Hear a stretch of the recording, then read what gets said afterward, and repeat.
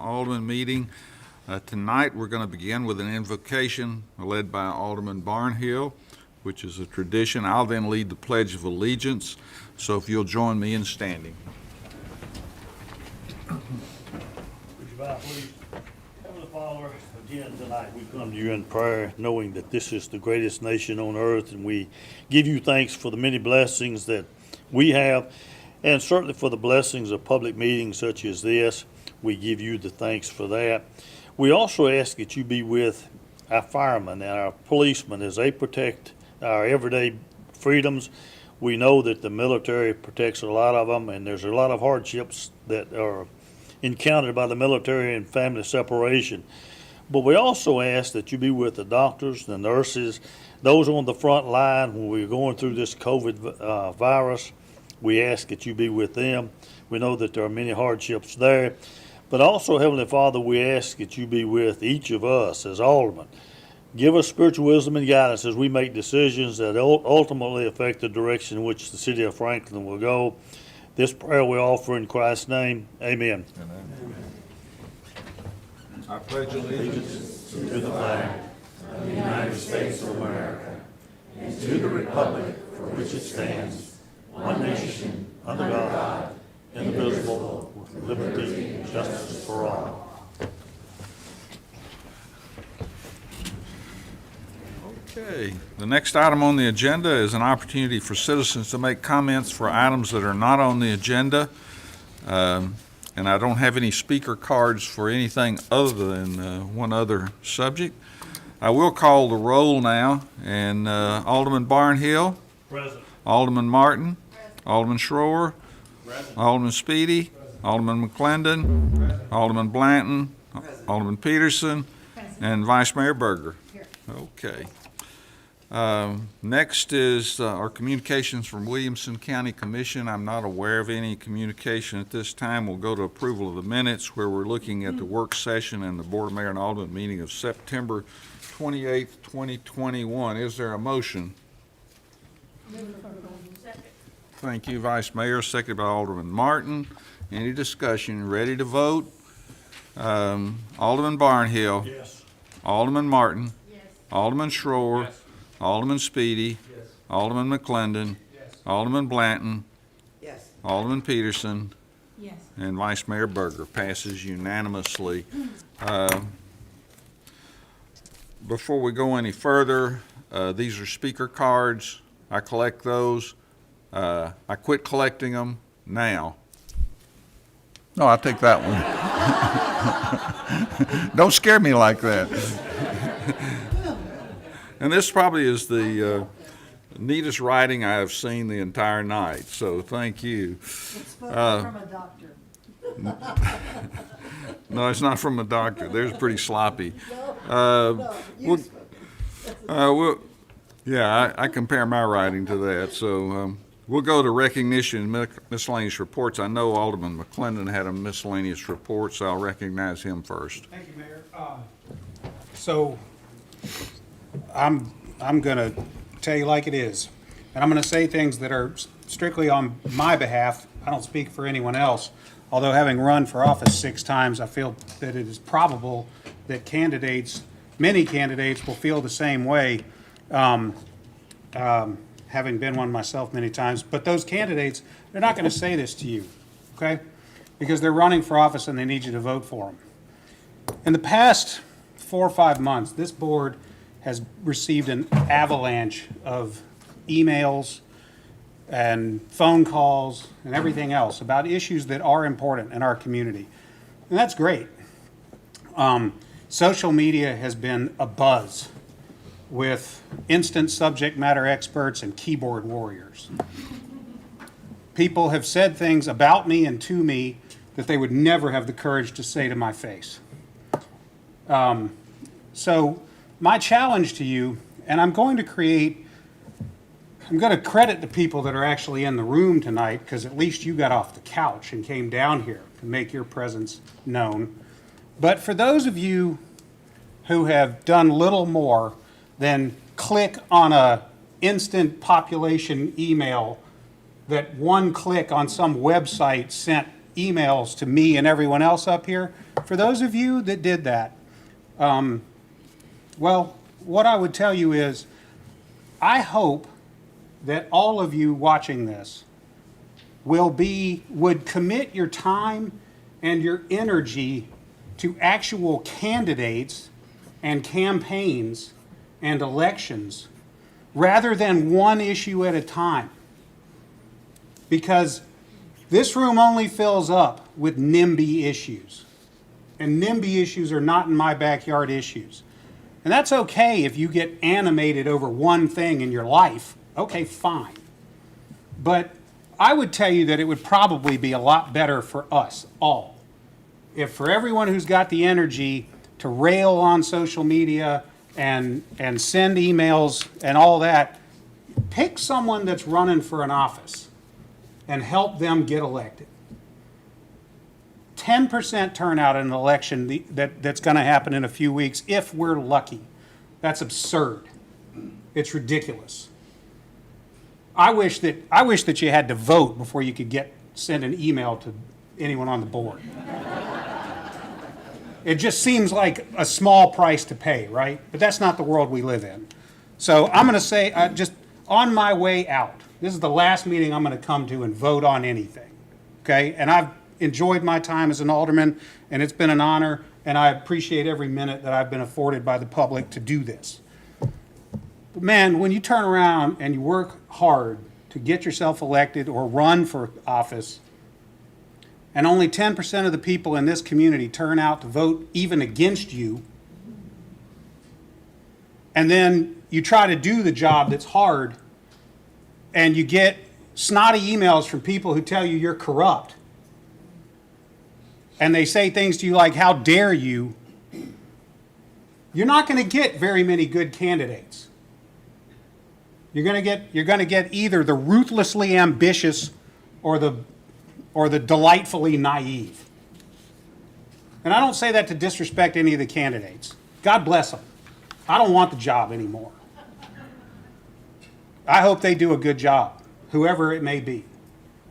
But seriously, take the energy that people, if you just took the energy that people have committed to saying what they don't want and got behind somebody and made some actual effort in the bigger picture, we'd all be better off.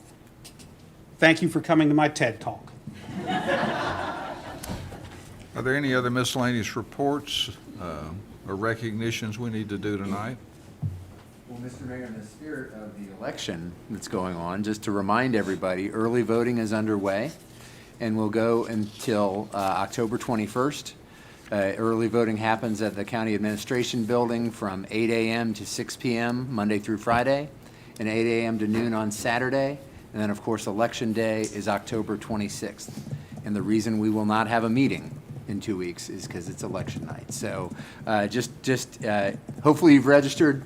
We put signs all over town. If you don't know, I don't know how you don't know. But please have your voice heard, and it's an important part of the process for sure. So thank you. I do. Go ahead, Alderman Blanton. That's just housekeeping. I know we have people standing, and I wanted to ask permission to remove the cordon from the front row so that we can accommodate the standers, because it's going to be a minute. Sure. So, if y'all want to sit down. I have one announcement, and that is Unite Williamson will be having their fourth interfaith prayer event this Saturday at 9 a.m. It'll be on Facebook Live, and I would urge you to, it's at 9 o'clock. It is a virtual event this year because of the pandemic and when we had to make that choice, but I think you'll find it an interesting conversation and hopefully an inspirational event as we hear a number of songs from David Lipscomb Choirs and a panel of Randy Lowry, who is the retired president of Lipscomb University and currently the chancellor for Lipscomb University, and Amy Alexander of the Refuge Center, and also some other folks that will be involved with that. So urge you to do that. We'll go to the consent agenda now, if that's okay. And all items under the consent agenda are deemed to be non-controversial and routine in nature by the governing body. They'll be approved as recommended by committee or staff by one motion of the governing body. Tonight, we're looking at items number 31 through 39, and I would entertain a motion. Thank you, Alderman Martin. Is there a second? Thank you, Alderman Barnhill. Any discussion? Ready to vote? Alderman Barnhill. Yes. Alderman Martin. Alderman Schroer. Yes. Alderman Speedy. Yes. Alderman McClendon. Yes. Alderman Blanton. Yes. Alderman Peterson. And Vice Mayor Berger. Passes unanimously. We'll now go to item number 3. We have a record number of public hearings tonight, and this Of course. the first of many. So this is a public hearing, and this is consideration of ordinance 2021-04, an ordinance to rezone 13.81 acres from estate residential to PD 3.12 district for the property located west of Hillhaven Lane and north of Arsenal Drive, located at 171 Hillhaven Lane. Joey? Thank you, Mr. Mayor. Good evening, Alderman. There is a slight change in the staff report that you have in your possession. Staff is recommending deferral of this item to January 11th of next year while we investigate a possible service area boundary adjustment in order for the city to serve the site with city water. So staff recommends deferral to January 11th, 2022. Thank you. Okay, thank you. Does anyone want to speak to this body? If not, I'm going to declare the public hearing closed. I would look for a motion to defer until January 11th, 2022. Thank you, Alderman Peterson. Is there a second? Thank you, Alderman Blanton. Any discussion? Ready to vote? Alderman Barnhill. We already looked at the jurisdiction as to who serves this. Yeah, this is currently in the Mallory Valley Utility District. It appears that it would be more efficiently served by the city district, but there may be some other boundary issues that Mallory Valley is looking to resolve at the same time with us. So we had been very optimistic that it could get done by this time because we knew there were some other issues and we were not able to. We were hoping to finish it with this board, knowing that timing, but it's more involved in terms of modifying those boundary lines, So we not still just have- for this site. So we still have the dispute with Mallory Valley. It's not really a dispute, it's just resolving that issue along with some others that they may want to clean up at the same time. It just has a little more to it than the one project. And so hopefully in 3 months we'll get it done. We dealt with a similar one with Mill Crofton in the southeast, and it took about 9 months to 12 months to get done with the different details you have to go through when you're making a modification. Okay, ready to vote? Alderman Barnhill. Yes. Alderman Martin. Alderman Schroer. Yes. Alderman Speedy. Yes. Alderman McClendon. Alderman Blanton. Yes. Alderman Peterson. Yes. Vice Mayor Berger. Passes unanimously. Item 4, this is a public hearing, consideration of Resolution 2021-51, a resolution approving a development plan for Hillhaven PUD subdivision for the property located west of Hillhaven Lane and north of Arsenal Drive, located at 171 Hillhaven Lane. I bet I know what you're going to ask. Thank you. Similar to item 3, staff recommends deferral of this item to January 11th, 2022. Thank you. Does anyone want to speak to this body? If not, I'm going to close this public hearing and ask for a motion for deferral to January the 11th, 2022. So move. Thank you, Alderman Barnhill. Is there a second? Alderman Peterson, thank you. Is there any comments? Ready to vote?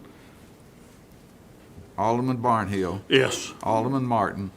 Yes. Alderman Schroer. Yes. Alderman Speedy. Yes. Alderman McClendon. Yes. Alderman Blanton. Yes. Alderman Peterson.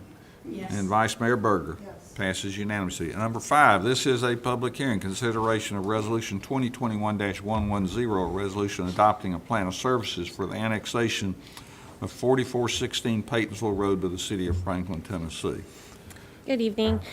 The plan of services details that Mill Crofton Water District services the property, and it is in with the Goose Creek Sewer Basin.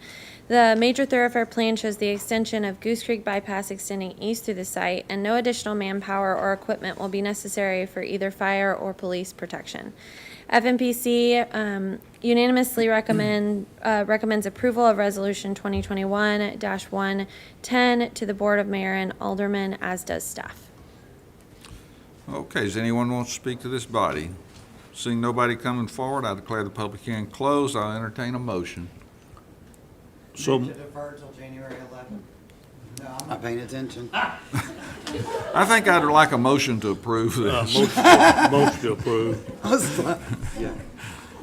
Yeah, 18 public hearings. We're going I to be know. tested a bit. So is your motion to approve, Alderman Sure it Blanton? is. Is there a Yes, sir. second? Thank you, Alderman Barnhill.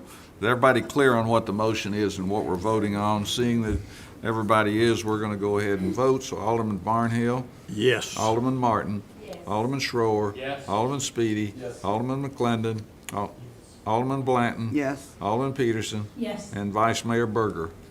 Passes unanimously. Item 6, this is a public hearing. Consideration Resolution 2021-111, a resolution to annex 4416 Paytonsville Road consisting of 2.86 acres, property located at the terminus of the intersection of Goose Creek Bypass and Paytonsville Road, adjoining the city limits within the southern part of Franklin urban growth boundary. The city-owned subject property is approximately 3 acres. It's adjacent to the city limits and within the city's urban growth boundary. FMPC unanimously recommends approval of Resolution 2021-111 to the Board of Mayor and Aldermen, as does staff. Okay, does anybody want to speak to this body? I don't see anybody coming forward. We'll close the public hearing. Ask for a motion.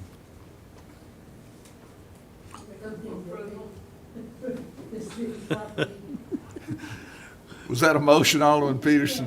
Thank you. Thank you, Alderman Martin.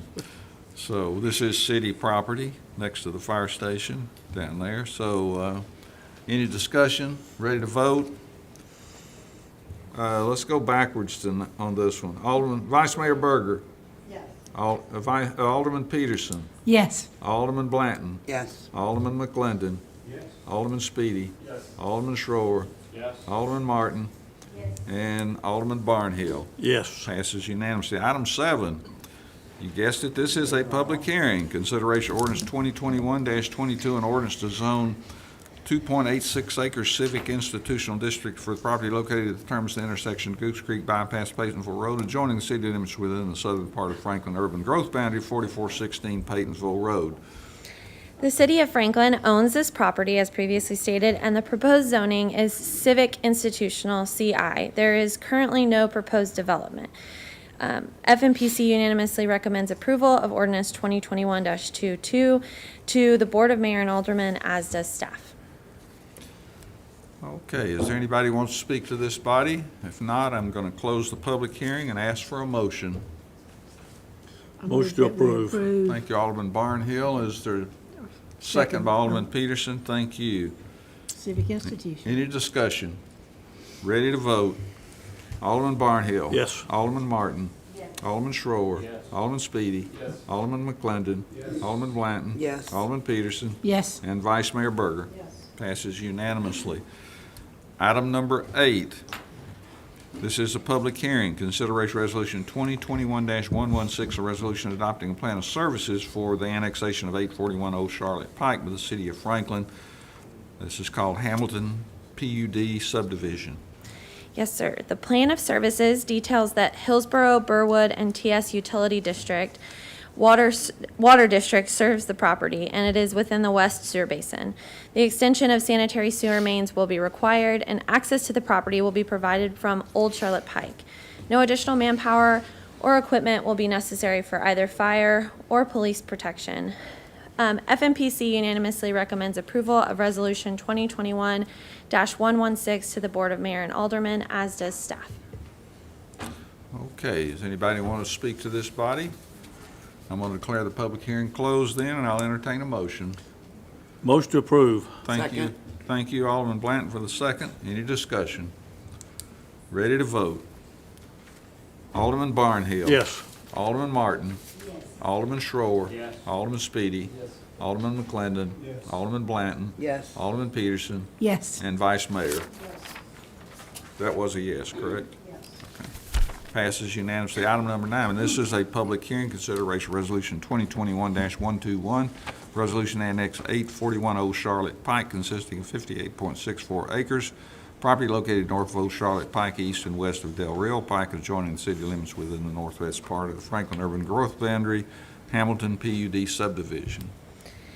The subject property is approximately 59 acres. It's adjacent to the city limits, and it's within the city's urban growth boundary. FMPC unanimously recommends Resolution 2021-121 to the Board of Mayor and Aldermen, as does staff. Okay, is there anyone who wants to speak to this body? Seeing none, I'm going to declare the public hearing closed, entertain a motion.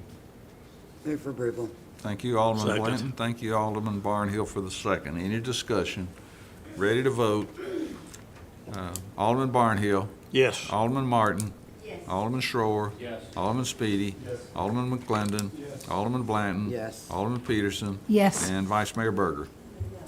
Thank you. Item 10, this is a public hearing. Consideration orders 2021-26, an ordinance to zone 58.64 acres Plan PD District 1.00 District Floodway Fringe Overlay District and a Scenic Corridor Overlay District for the property located north of Old Charlotte Pike East and west of Del Rio Pike, 841 Old Charlotte Pike, Hamilton PUD subdivision. Envision Franklin places this property within the Conservation Subdivision Design Concept. The proposed zoning for the property is Plan District PD 1.00, Flood Fringe Overlay FFO District, and Scenic Corridor Overlay SCO District, which is appropriate for the associated development plan and supported by Envision Franklin. FMPC unanimously recommends Ordinance 2021-26 to the Board of Mayor and Aldermen, as does staff. Thank you. Does anyone want to speak to this body on this issue? Seeing none, I declare the public hearing closed. I'll entertain a motion, certainly from the left side tonight. Move for approval. Thank you. Thank you. Thank you, Alderman Speedy. Any discussion? You ready to vote? Alderman Barnhill. Yes. Alderman Martin. Alderman Schroer. Alderman Speedy. Alderman McClendon. Yes. Alderman Blanton. Yes. Alderman Peterson. Yes. And Vice Mayor Berger. Passes unanimously. Item number 11, this is a public hearing, consideration of resolution 2021-122, resolution approving the development plan for Hamilton PUD subdivision, including one modification of standard block length perimeter. Is that correct? Yes, sir. Okay. For a property located north of Old Charlotte Pike and west of Del Rio Pike. The proposed development plan preserves 50% of open space and proposes 58 single-family residential lots. The applicant is requesting a modification of standard to increase the maximum block length from 2,400 to 3,200. The focus from 2,400 feet to 3,200 feet. The focus in this area has been on retaining the rural character, and the large central open space provides necessary pedestrian connections internal to the block. FMPC unanimously recommends Resolution 2021-122 with conditions and approval of the MOS to the Board of Mayor and Aldermen, as does staff. In addition, staff recommends the removal of Condition 51 regarding Connect Franklin due to the timing of the major thoroughfare plan being considered by FMPC. Okay, does anyone want to speak to this body on this issue? Seeing none, I declare the public hearing closed. I would entertain a motion on item number 11, resolution 2021-122. So move. Thank you, Alderman Barnhill. Is there a second? Second. Thank you, Alderman Berger. Now we'll go to the modification of standard, and I would entertain a motion for the block length perimeter approval. So moved. Thank you, Alderman Peterson. Is there a second? Thank you, Alderman Vice Mayor Berger. Any discussion on the modification of standard? Okay, let's vote on the modification of standard. Alderman Barnhill. Yes. Alderman Martin. Alderman Schroer. Alderman Speedy. Alderman McClendon. Alderman Blanton. Yes. Alderman Peterson. Yes. And Vice Mayor. Okay, now we'll go to voting on the original motion with the approved modification of standard. You ready to vote? Mr. Mayor, did it say that we wanted to delete condition 51 on the, I assume that was included in the motion. If It's in that's, let's see, who made that motion originally? Clyde was the original motion on the whole. That was included. Thank you. So everybody understands that that removal of condition 51 was included in that motion? Okay, good. All right, we're going to vote on the entire package now with the modification of standards as just approved. Alderman Barnhill. Yes. Alderman Martin. Yes. Alderman Schroer. Yes. Alderman Speedy. Yes. Alderman McClendon. Yes. Alderman Blanton. Yes. Alderman Peterson. Yes. And Vice Mayor Berger. Yes. Okay, passes unanimously. Item 12 is City of Franklin contract number 2021-223, 0223, Parkland Impact Agreement between the City of Franklin and CPS Land for the Hamilton PUD. Is there a motion? Thank you, Alderman Schroer. Is there a second? Second. Thank you, Alderman Blanton. Any discussion? Ready to vote? Alderman Barnhill. Yes. Alderman Martin. Yes. Alderman Schroer. Yes. Alderman Speedy. Yes. Alderman McClendon. Yes. Alderman Blanton. Yes. Alderman Peterson. Yes. And Vice Mayor Berger. Yes. Passes unanimously. We'll now go to item number 13, which is consideration ordinance 2021-05, an ordinance to rezone 233.66 acres from agricultural district and civic institutional district to Plan PD 2.02 district for several properties located near the intersection of Hillsborough Road and MacHatcher Memorial Parkway, also known as Brownland Farm PUD subdivision. This is the third and final reading. Tonight, I'm going to suspend the rules as far as this item and allow public comment specifically on the rezoning. So those of you that have given speaker cards, you'll be able to either speak on 13 or 14. So Could I ask what the time limit is? 1 minute. I thought it was 2. No, sir, I make the rules. 1 minute. You control the room. I'm sorry? I said you control the room. I agree with you. We're going to call the first 5 people up. We'll have, I'm going to ask the, Mr. Girth to come on up since we're going to let this be a public hearing. Good afternoon again, Mayor and Alderman. As I mentioned during the work session, the access issue, we met with the developer last week, and we've come up with a viable solution that we believe can be engineered and installed as an emergency access provided the right-of-way is dedicated to the city. This afternoon, we received 5 additional changes to the development plan, which are significant. My colleagues that are responsible for leading the department review team have not looked at those except between the meeting, essentially, and right before the work session, but they are significant changes. Without having an understanding of the impact on their current plan, we would, as I mentioned during the work session, ask that if the developer wants to proceed with these changes, that instead of the recommendation to deny, that it be reverted back to staff and the Planning Commission at initial submittal. So we have sufficient time to ensure that those changes comply with our various master planning documents and development regulations. Thank you. Mr. Mayor, let me add to that from a process standpoint, and I want to be clear. The board could take action and modify this, and then it would go back to the Planning Commission for concurrence. I would strongly suggest you not do that. This plan has literally changed this afternoon.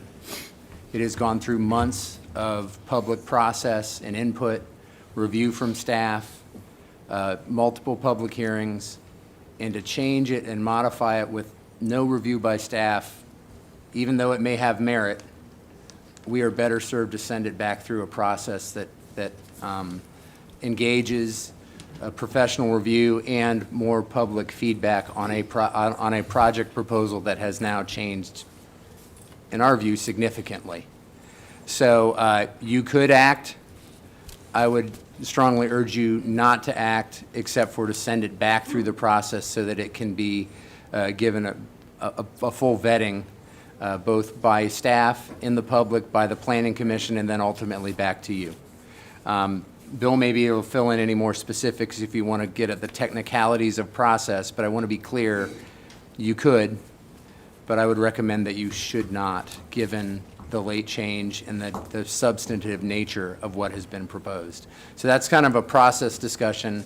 I would leave it to the applicant to describe what they're proposing, because it's their proposal, than for us to characterize it. So, I'd like to go ahead and ask the applicant to, or John has. and whoever they're, I was just going to suggest, if you did that we should know what those changes and modifications are before we proceed with the public hearing. That's. I would agree with Okay, you. all right. Are you So- going to present those? No, I would say the applicant can do that. Okay. And who represents the applicant? I think it's the The applicant. applicant. Sometimes the applicant has, So most of the time he does. Drive.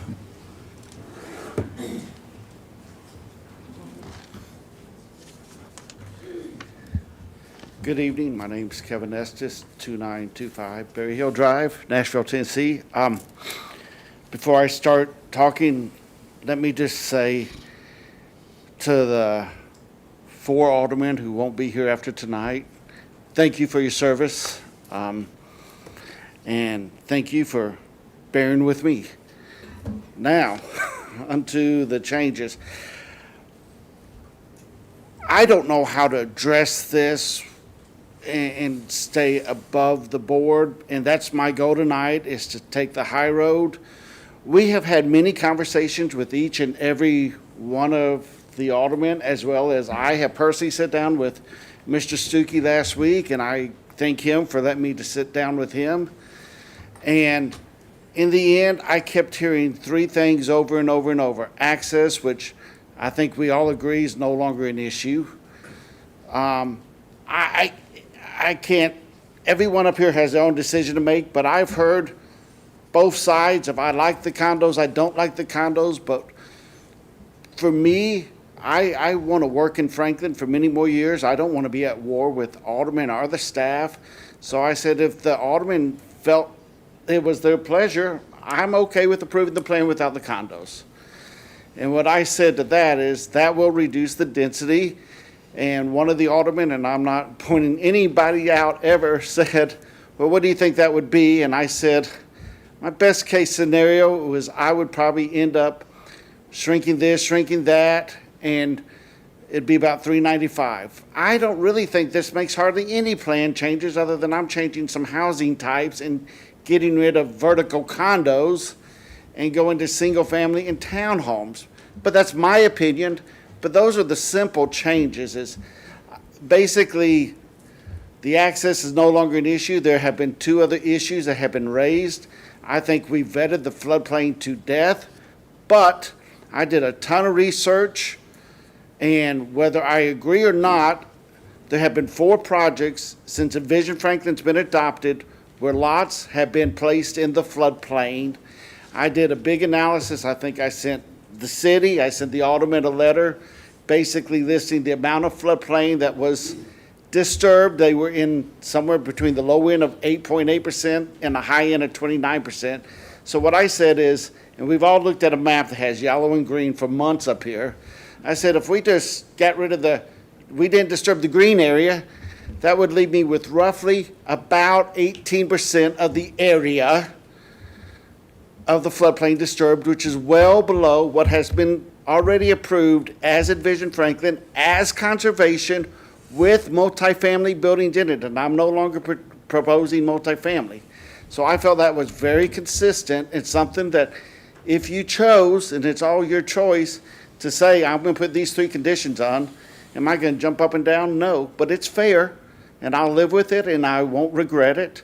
And I will think everyone has done their absolute best after 2.5 years to perform a plan that's good for the city of Franklin and is compliant with Envision Franklin. Once again, I'm up here promoting my opinion.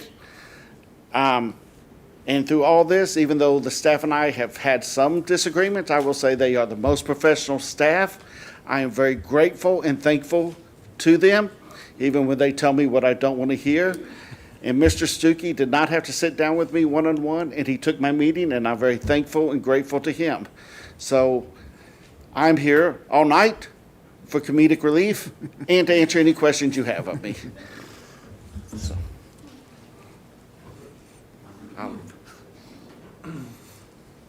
Hi, Mayor and Alderman. My name is Greg Gamble, a land planner working on Brownland. There were 5 conditions of approval that were introduced today, as Vernon mentioned. Number 1, that in conjunction with the approval of the first site plan, the applicant shall provide a deeded emergency access easement and improvement plans to bypass Hillsborough Road between Matt Hatcher Parkway and Fulton Greer Road. This condition does not include the 8 lots of Petite Place, which have access to Spencer Creek Road above the 100-year floodplain. Number 2, the grading permit may not be granted for areas within the floodplain or floodway west of Hillsborough Road until a CLOMAR is approved by FEMA. Neither one of those conditions of approval would require plan changes. Number 3, condominium buildings may not exceed 4 units per building per the guidelines of Envision Franklin. Residential lots shall be removed from the development plan where the existing floodplain is greater than 36 inches in depth, not including the floodway and floodplain that has been previously developed by Christ Community Church or Brownland Farms near Hillsborough Road. The net area of lots and roads will be approximately 68 acres. The net area of floodplain removed would be approximately 34 acres or 17.3%. And the net area of preserved engineered floodplain would be approximately 160 acres, which is 82.7%. The development plan, this is number 5, the development plan shall have a maximum of 395 total homes, including the homes proposed at Petite Place, for a total density of 1.7 homes per acre.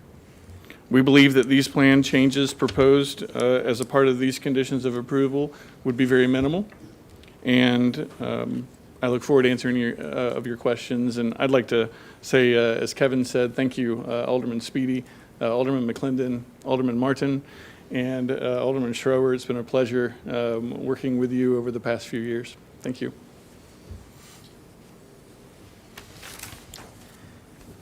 Okay, before we start taking these, are there questions for the applicant since this change is deemed significant from what they originally have submitted?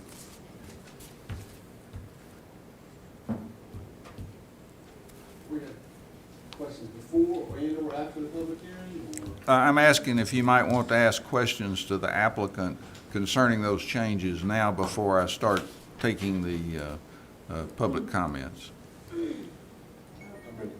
Yeah. Go ahead, Vice Mayor.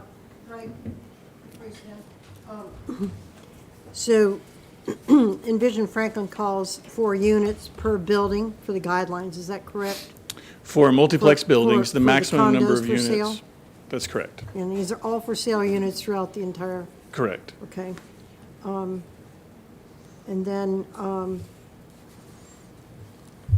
the condition of the floodway, of the CLOMAR would have to be approved by FEMA, you're saying, is the, one of the conditions as well. That's correct. A That's grading all- permit would that's not be issued. already required. It is. By the ordinance, I believe. Okay, and the access would be, okay. All right, that's all I had, thank you. Okay, well, I have Pam Lewis, I have Angela Hubbard, I have Chris Visman, I have Kevin S., well, Kevin, you just spoke, Claudia Wodzinski, and Kathy Weber.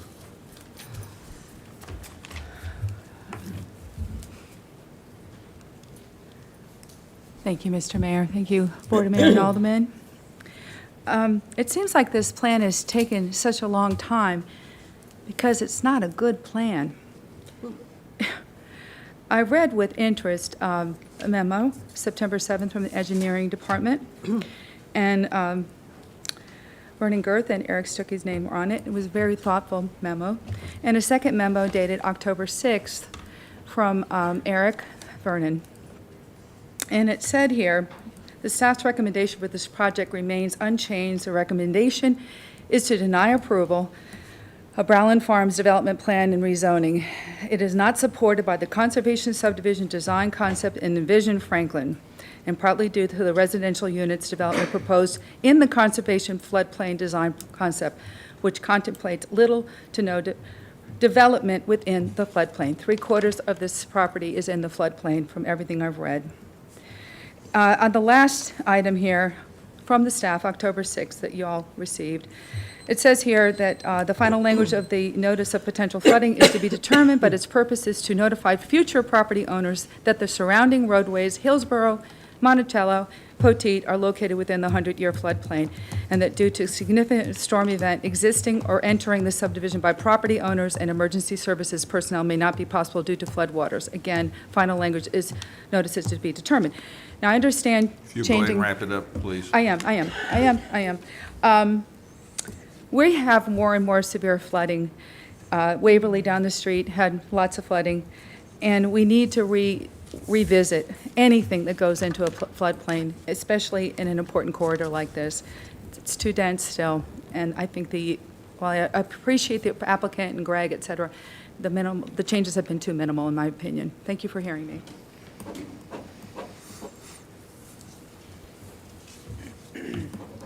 Angela Hubbard, 219 Bancroft Cove, here in Franklin. I know that altering a floodplain is just never a good idea. I have met so many neighbors that will be affected, and right now they feel unheard and fearful. They're afraid of flooding. If they already have insurance, they're afraid it's going to skyrocket, or else they will have to have insurance. And also, they're curious what the city's responsibility is if they knowingly allow a floodplain alteration. What is their responsibility and for their future of flooding? And I heard something earlier in closing. I heard a comment that the board has a responsibility to protect the neighborhoods. I am asking for a no vote for that responsibility to protect our neighborhoods.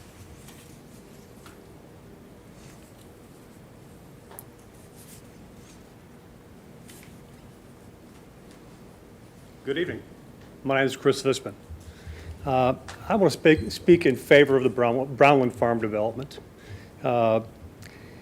Just a couple of points that I'll make. There's going to be significant improvement to the city. There's going to be a new park built on the Everly property. It's just a vacant lot. It's just kind of sitting there, doesn't add any value. They're going to make that a very beautiful place for the whole community to enjoy. They're going to provide some attainable housing, affordable housing that's actually accessible for the elderly when they're changed from the condos to the townhomes. They're actually handling, evidently there's 28 million reserve gallons that are going to be added to the floodplain to handle the additional water. So I think the people that have expressed concerns about flooding and all that, it would behoove you to read those professional reports that have been studied by all sides to get the right information, as opposed to being afraid and not having the right information. It's also going to improve the overall access to our church. I go to Christ Community Church, and we're building our church and the surrounding things for the community. We want to give people access to that. We think this is going to be a great addition to the community. It's going to serve a lot of people, And I'd also say to people that are concerned about the traffic or water or other things, and a lot of times what we see is people are concerned about more people. But the people that are objecting to more people were once new people living in new subdivisions like Fieldstone Farms and other ones. So Williamson County is projected to grow by 50% over the next few years. Williamson Medical Center is about to You go ahead double and their wrap up, capacity. please. Okay, so I would say, don't live in fear, and get the facts, one way or the other. Thank you.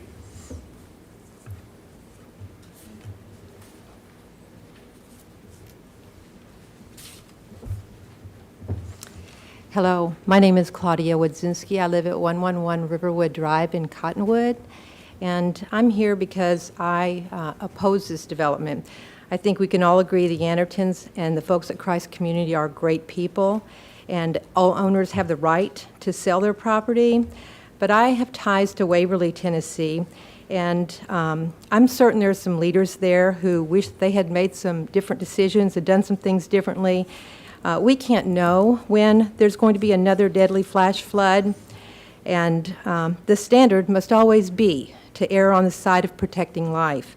And reading those reports really won't necessarily include all the information that's now beginning to come in about the amount of rains that are coming in these flash floods, because that has not been incorporated yet. So that doesn't necessarily encompass all of what we would need to know.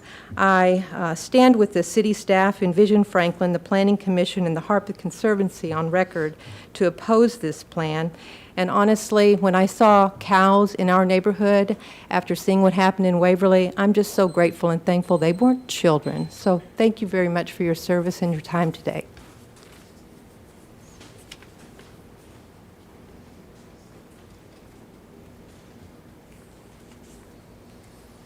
Good evening. I'm Kathy Weber. I live at 1900 Springcroft Drive. And just to give some stats to the people here after hearing from the lady from Cottonwood, as Ann Peterson, Alderman Peterson said before, that Fieldstone Farms was not in a floodplain when it was developed and approved.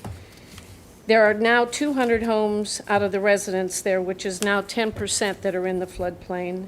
Cottonwood, there's 90 plus out of 484, which is about 20%. River Landing, there's 50 plus out of 160. Rebel Meadows, 70 plus out of 145.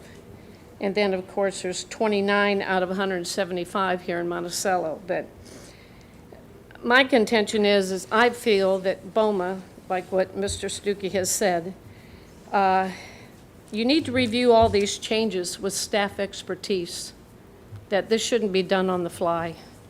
And we as citizens have the right to look at this plan and go through the process like we have now for all these years. So it's either, I say, what I feel is that you either turn down this dense residential zoning or do a less dense residential zoning for this property to keep it safe for everybody in the area. Thank you. Thank you. Next, I have Michael Smith, Laura Smith, Margaret Smith, Allie Adair, and Steve Byington.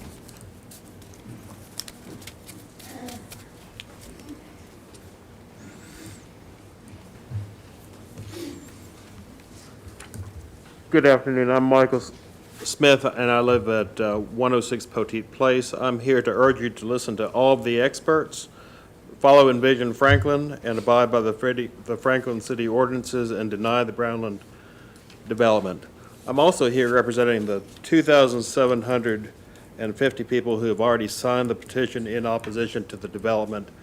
And I'd also point out in the May 2010 flood, when we were there, the flood waters in the Etherly property came up to within about 5 feet of the Jefferson homes, all along that corridor. If you're changing the flood plain on the other side in Brownland, you're risking something worse happening to the rest of the Monticello. Thank you.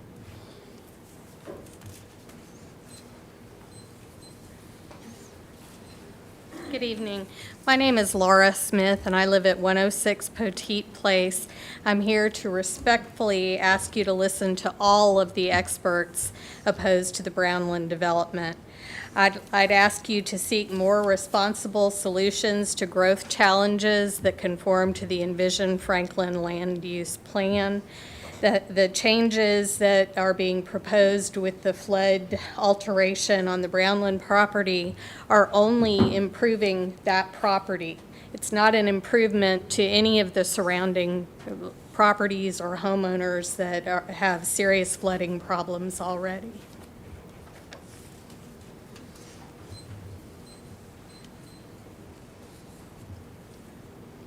I'm Margaret Smith, and I just thank you all for your service. I do serve on a board currently, and I know it's can be a thankless job, so appreciate your willingness to serve, and Alderman Martin especially. You are my alderman, and you deservedly have a great reputation here, and I appreciate your work on our behalf. I'm against this because where I live, we're already dealing with a problem that the City of Franklin okayed in 2000. They thought it was a good idea. It has turned out not to be a good idea. We have water problems there that are affecting, there are actually homes in where I live that cannot be sold right now because water has undermined a retaining wall to the point where it's collapsing. And this just shows that you can think something is a good thing at one point, and down the road you realize now the City of Franklin would not okay that kind of a wall, but they did back then, and our board is trying to figure out how to fix the problem with money we don't have. So please, with this much against it, and with every entity that you rely on for expert advice, including your own city engineer, all of whom have said this is not a good idea, it seems to me that the prudent thing to do would be, with all that surrounding this, to vote no on this project. Thank you very much.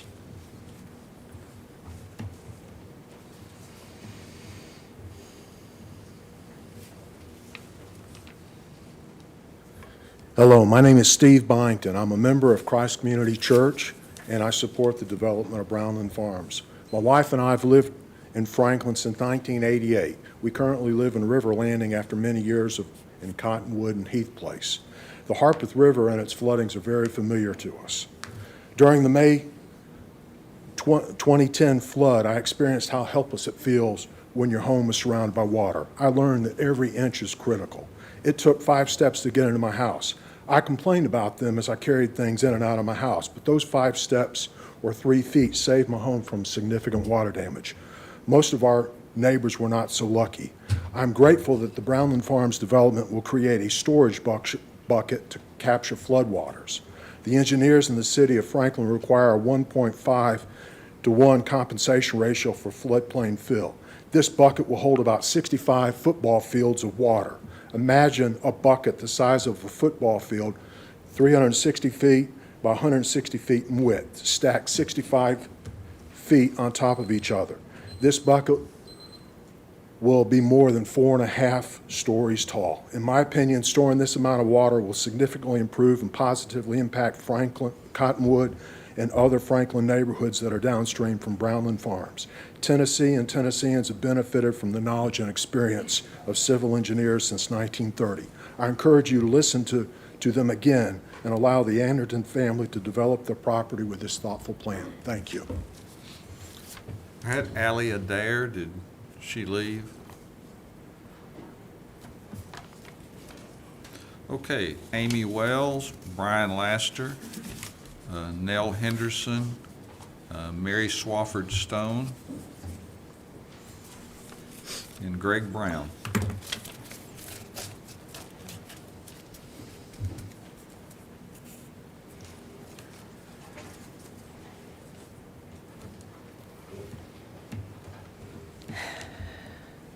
I'm going to try to talk fast because I have a lot. Amy Wells, River Landing. I am in the county, just outside the city. the county will greatly be affected by this proposal. When we built in 2005, we were not in the flood zone. It was not allowed. Now 50 of 160 homes, including mine, are in the flood zone. Development growth and increased frequency of sudden storms with hard and fast rain events like Waverly's are happening more often. Thus, River Landing's current flood zone status has changed. No fancy stormwater rules are going to help if that happens here. My county reps voted against this, at least those who are not in this industry. Will you also help us, support us? How many more will be moved into the flood zone? How many more homes will be flooded? Not necessary. What about the sinkholes in Fieldstone Farms? Bad business decision on Land Solutions' part. They did not fact-check the water level on Hillsborough Road. Delays due to their management and presentation of this proposal. It's not the city staff's fault. The church will have an option. The church will be fine. They knew the land they had. The property owners have other options, and the developer can find development elsewhere, hopefully not a floodplain, and he can retire on that. I wish them all well, as I hope they do us. In regard to other comments, the water containment, as per the staff from your city in September, said that it was not enough to help other than this project. It was not enough to help others. They would not benefit. And the vacant lot one described is also a nice green space, which would solve the problem that a lot of people have about more development.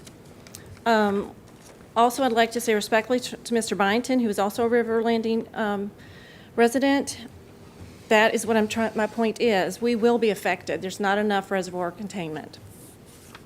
Thank you for listening, and thank you for your time. I'm also a member of Christ Community Church.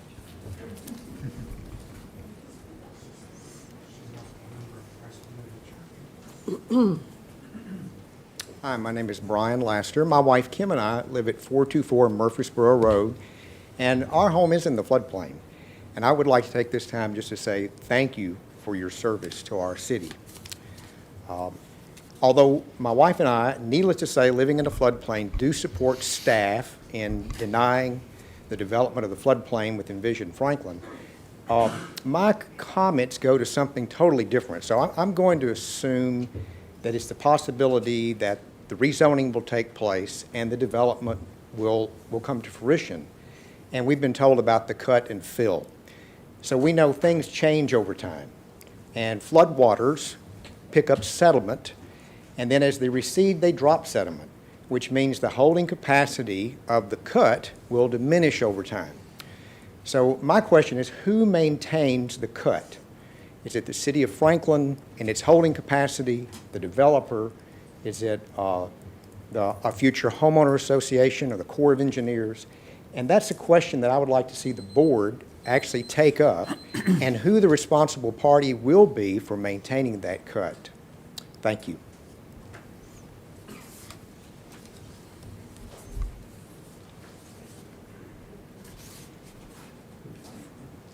Ms. Henderson?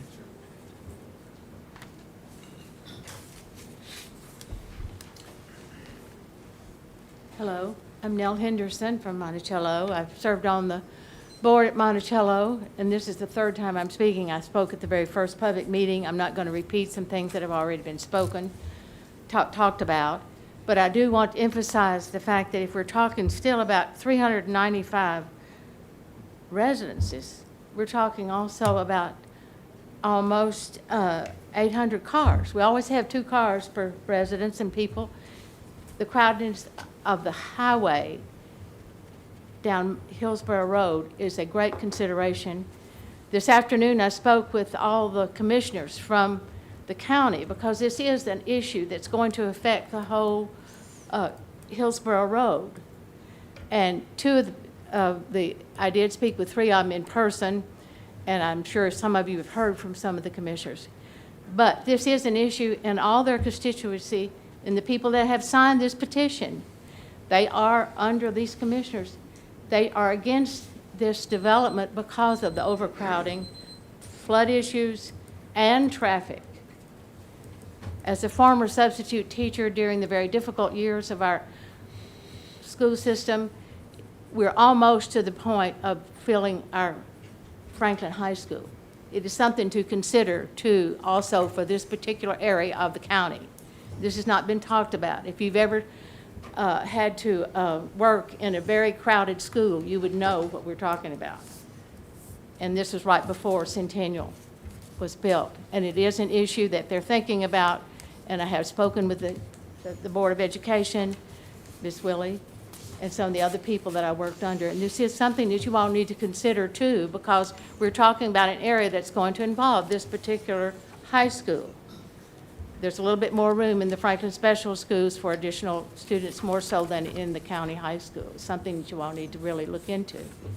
And we just personally would like for you to consider Envision Franklin, keep it as conservative as possible, and not set a precedent that every time that something comes up, we can change the rules. That doesn't make any sense to the development of our county and to the preservation of our infrastructure or for the betterment of the quality of our citizens' life. So I hope as as leaders, that you will listen to the citizens, and I'm going to say something of the citizens, by the citizens, and for the citizens. That's what leadership is about. And you need to listen to the citizens. And I hopefully that you will take this in consideration. I do appreciate your service, and I am very impressed with all the amount of decisions and the listening and the things that decisions you all have to make for our county. Thank you very much. Mary Swafford Stone.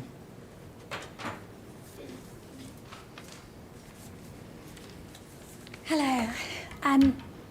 My name is Mary Swafford Stone. I live on Old Liberty Pike. During the 2010, I lived in River Landing. My house thing had flooded, but all of my neighbors in back of Gillette, in the back of the thing, got flooded.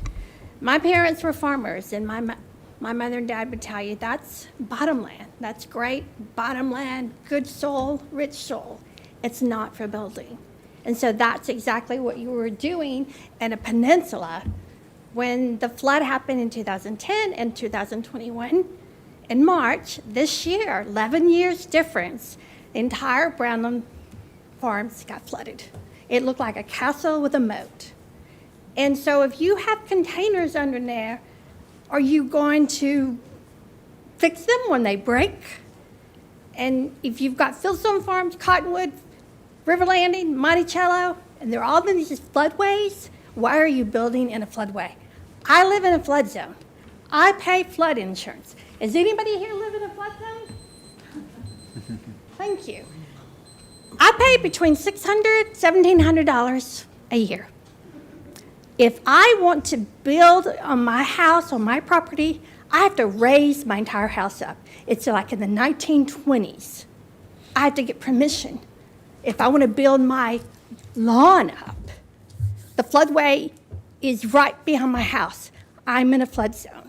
My cellar was 3/4, 4/5 full. This March, the lower lawn was flooded. That was the first time it's flooded since May 2010. I'm assuming I'm upriver of Splendor Ridge. I'm upriver, but it got flooded. All the houses down from me, starting in my lawn, they were flooded. Their basements, some of them are new houses that are built up. I don't know if my house can be raised. It's 1924 or something. I don't know.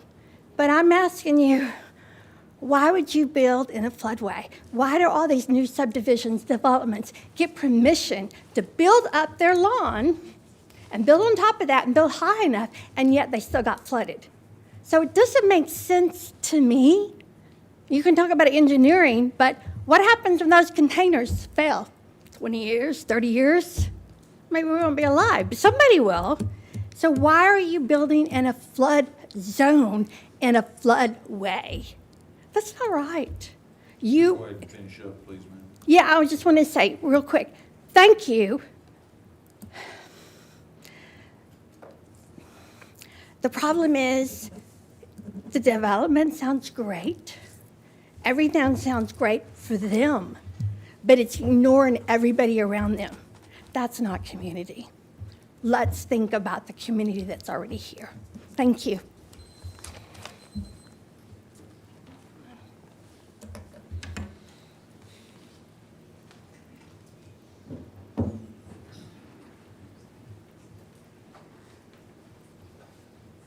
Hello, Mr. Brown. Hello, how are you? I want to thank you, Mayor Moore, and the board for allowing me to speak tonight. I'm Greg Brown. I live at 704 Marlboro Place in Sturbridge Point. and I've lived in Franklin for 50 years. I'm here to speak in favor of the Brownland Farm development. And full disclosure, I'm a member of Christ Community Church, okay? This development it's a plus for the city, and we have an opportunity to positively affect the flooding problem by adding storage capacity. It'll reduce the flooding downstream. The Barge Design Solutions and the third-party civil engineer have both issued positive reports on the floodplain for this development. And then the feds have to approve it too. So we got, even though it's got that already saying it's positive, the feds still have to sign off on it. The traffic on Hillsborough Road going through towns is going to decrease greatly with the Mac Hatcher extension that's just about to open. And Hillsborough Road was designed with growth in mind. The walkability of this neighborhood with its 3 miles of walking trails and river frontage and 45 acres of parkland will be an asset to the city. And I urge you to vote for this development. Thank you again for your time. Thank you. I have Clint Long, John Bedoin, Matt Brown, and Todd Kestner.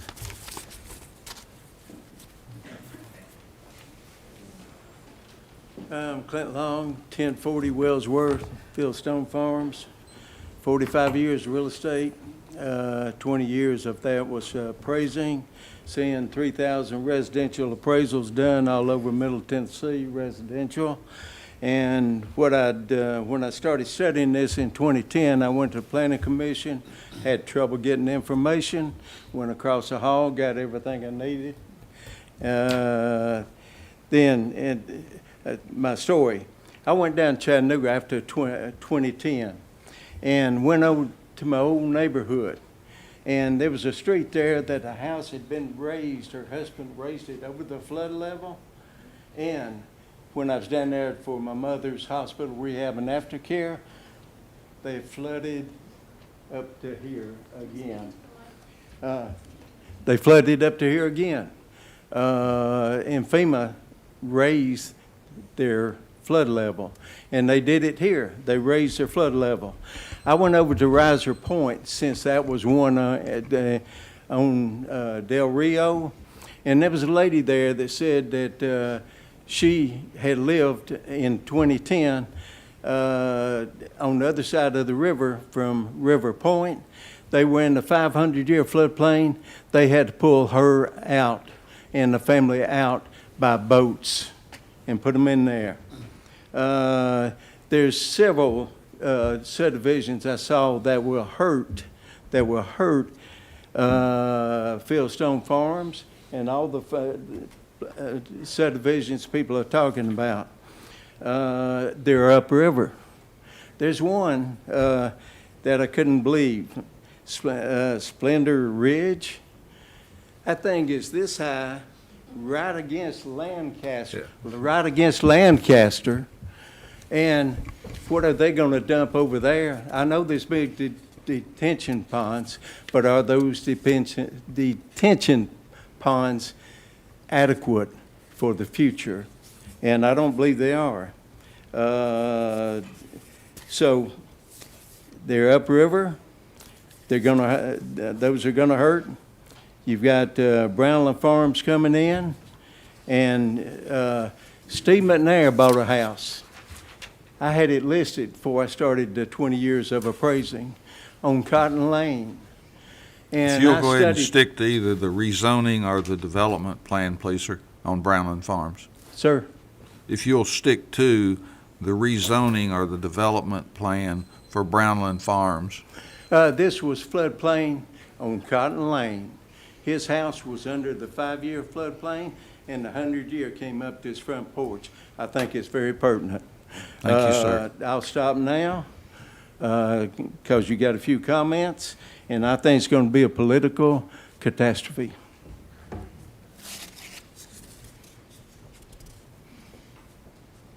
John Bedoin?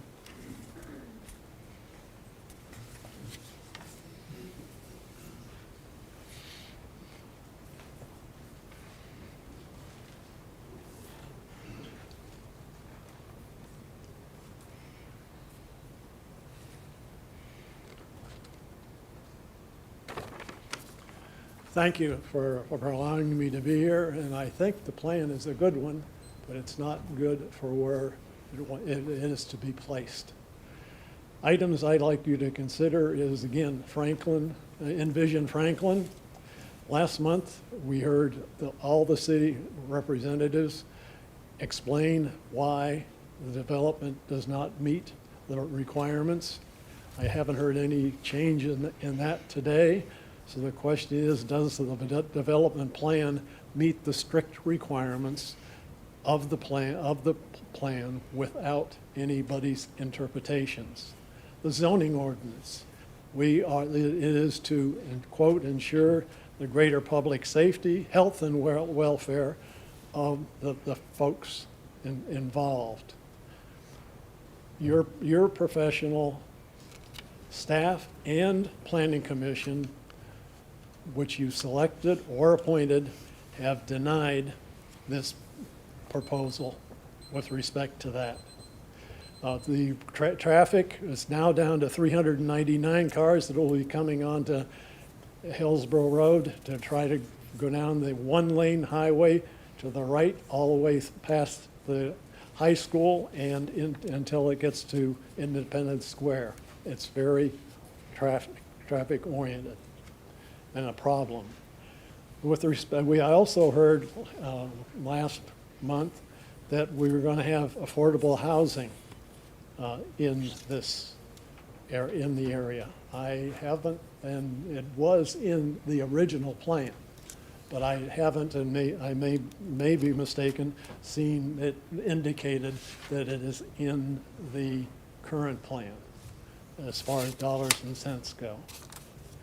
In conclusion, you have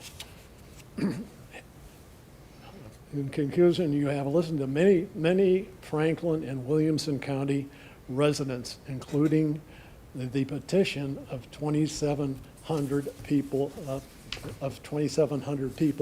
requesting denial of the developer's personal property because of flooding. You have been elected by residents who have put their trust in your providing for them and their families safety, health, and welfare, and it seems like their requests that we've heard here are being ignored. All I really have heard is the development will be good for Franklin and for new peoples coming into Franklin.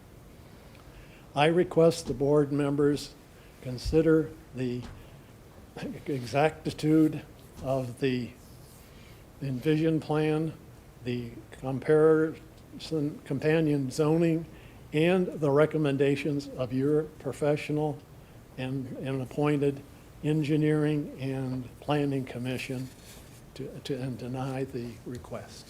Thank you.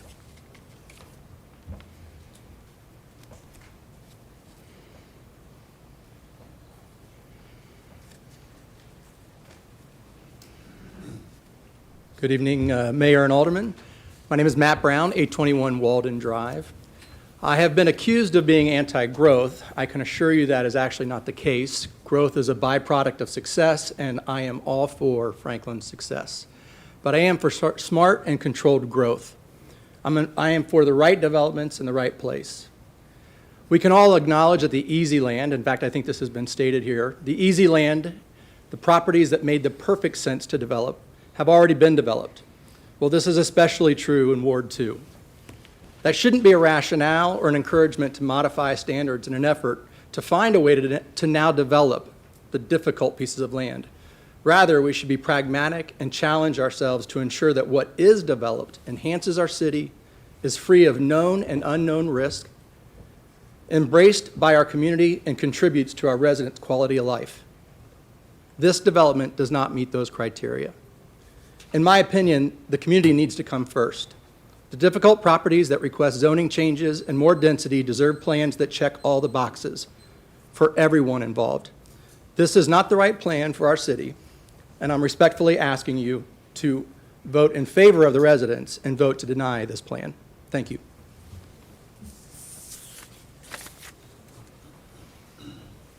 You're it, Todd. Good evening, Mayor. Good evening, folks. I live on Del Rio Pike, Todd Kestner. I live downstream from Brownland. And I've had my farm since 2007. I've seen the frequent flooding. Most recently, in March of this year, the river flowed and flooded, and I got a whole herd of Black Angus cattle washed down onto my farm. That was interesting. And it made me wonder, what was the flow rate? And the flow rate in March of this year, 2021, was 5,420 cubic feet per second, which is about 2.4 million gallons a minute. It was a fraction of the flow rate in 2010. A lot has been made of this 28 million gallon capacity that's going to help and solve everything. If the river flows like it flowed in March of 21, which was not that much, that gets fully absorbed in 12 minutes. Floods go on for days. So the first 12 minutes, we're safe, and then the next 3 days we're underwater. It's not a solution. And so all the comments and hoopla about handling the additional water, that is not true. I've got a one-page graph I'd love to hand you out for each of your aldermen that shows the flow rate of the river over the last 13 years. 12 minutes doesn't really solve anything. Can I approach and hand this out? Yeah, give him Mr. Girth. Thank you.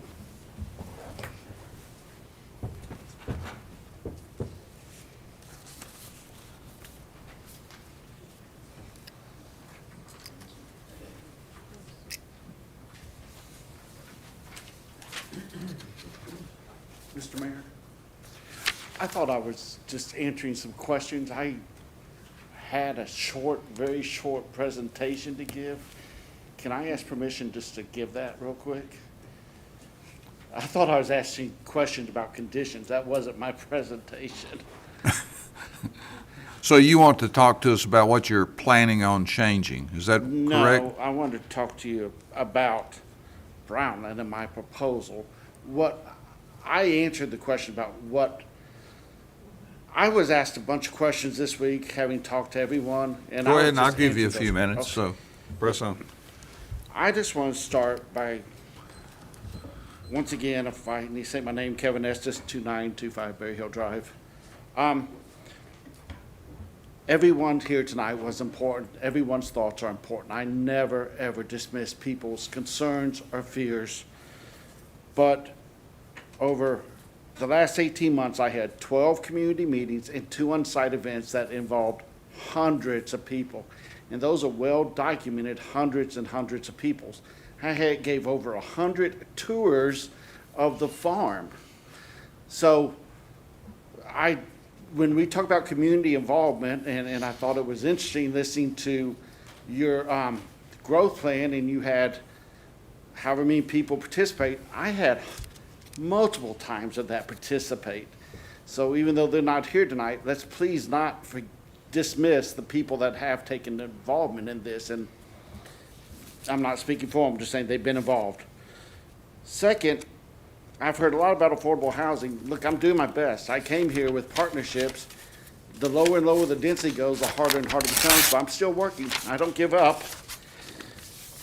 You have a city engineer tonight. We've heard a lot about listen to the experts. I would ask the alderman to ask the city engineer to come up and see if they have any concerns about flooding, floodplain, floodway studies, and let you ask those questions of the city engineer, because I will say we have met every standard of your zoning ordinance, every single one of them. Third, I never said 28 million gallons. I didn't even come up with a number. It was a question Mr. McClendon asked and Mr. Casey answered for him. But when has 28 million gallons of additional storage become a bad thing all of a sudden? It's not a bad thing to have additional storage. Maybe it doesn't solve all of Franklin's problems, but it's in the right direction. It's not the wrong direction.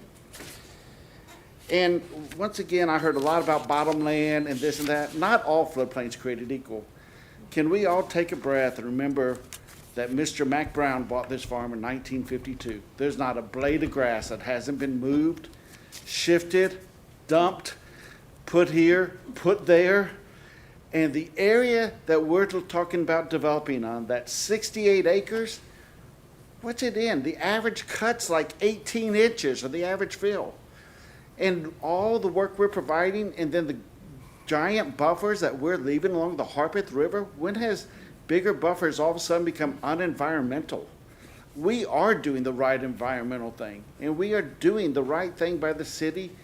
And according to over 170 people who voted at Christ Church alone, the right thing for that congregation.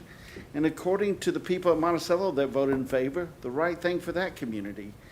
So everyone here is important, and I'm not here to dismiss one single attitude.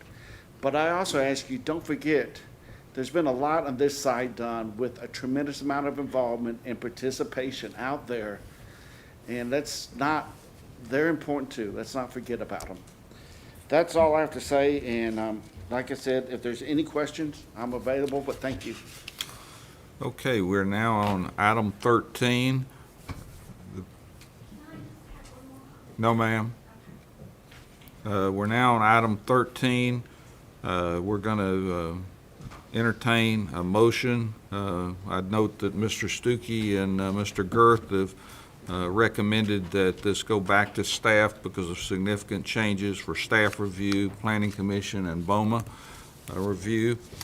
So, Alderman Martin, are you going to offer a motion? Yes, I would like to offer. Okay, please go ahead.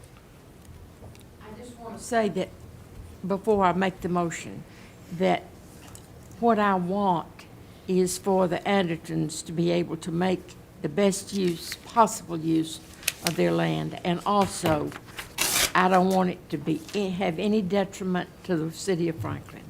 And I don't know, I'm not an engineer, so I don't know the answers. But I do believe our planning staff knows. So my motion is to, rather than to deny this, to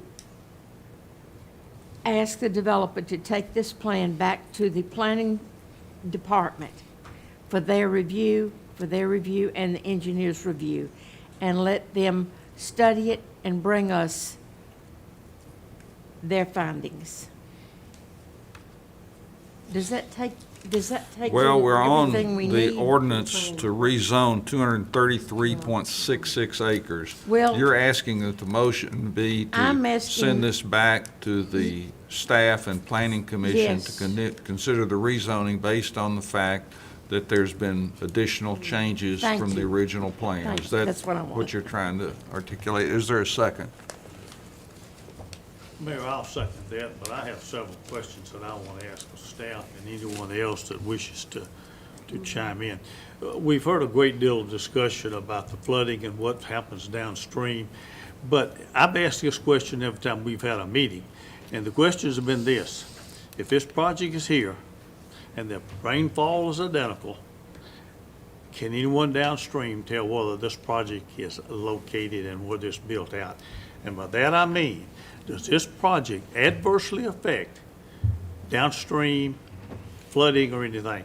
Now, understanding, they can't control the amount of rain. Now, if somebody gets up and says, we've had a lot more rain in the last couple of years because of climate control and climate this, climate that, they can't control that. Does this make it worse downstream with what they're planning on doing? Within the FEMA floodplain regulations and the requirements, you are not permitted to have a downstream impact or an upstream impact, and the flood study does not show that there is a downstream or upstream impact. Okay, that answers that question, because we've got a great deal of people who are saying, I'm fearful of flooding. Well, I am too. Basically, I'm not, because I don't live that close to anything that floods. But if I were downstream or upstream, I would be concerned, because I guess for whatever reason, it appears that we're getting more rain, and we use Waverly as an example. Okay, well, Waverly might be a good example. I don't know whether it is or isn't, and I don't know exactly what they did on Trace Creek, and I don't know what they did to mitigate some of the flooding that was there. But those things right there. No one can control 13 inches of rain. They can't control the amount of rain, and it is. I find it not necessarily. See how I want to phrase that. I find it somewhat unusual that someone gets up and says, I believe this, and I understand that, but no documentation, no proof, it's just something that they believe is, my house flooded more last year than it did the year before last. And that just doesn't prove that this particular project here, on the amount of property that's gonna be developed, is gonna adversely affect flooding downstream. That doesn't go. We've got five conditions of approval here. I'm assuming Alderman Martin's conditions, the motion that I seconded, would include those 5 conditions of approval. And I would like to understand the process going back to staff with those 5 conditions of approval that you would look at, where that is, and again, I'll ask the same question I asked a while ago. The amount of time involved in staff looking at these, planning commission looking at them, and whoever else we need to review the changes that have been made to this. Because we've significantly lowered the density on this from 400 and something, 470 down to 395. And if I'm looking at the density on this, was it 1.7 units per acre for the acreage that's being developed? That's not a particularly dense development. And I realize that there's 100 and something acres that's coming out and coming into the floodplain. And I understand, and people get up and make statements about you're not following the rules and you're not doing this. Tell me what rule, anyone, staff, what rule have they not followed?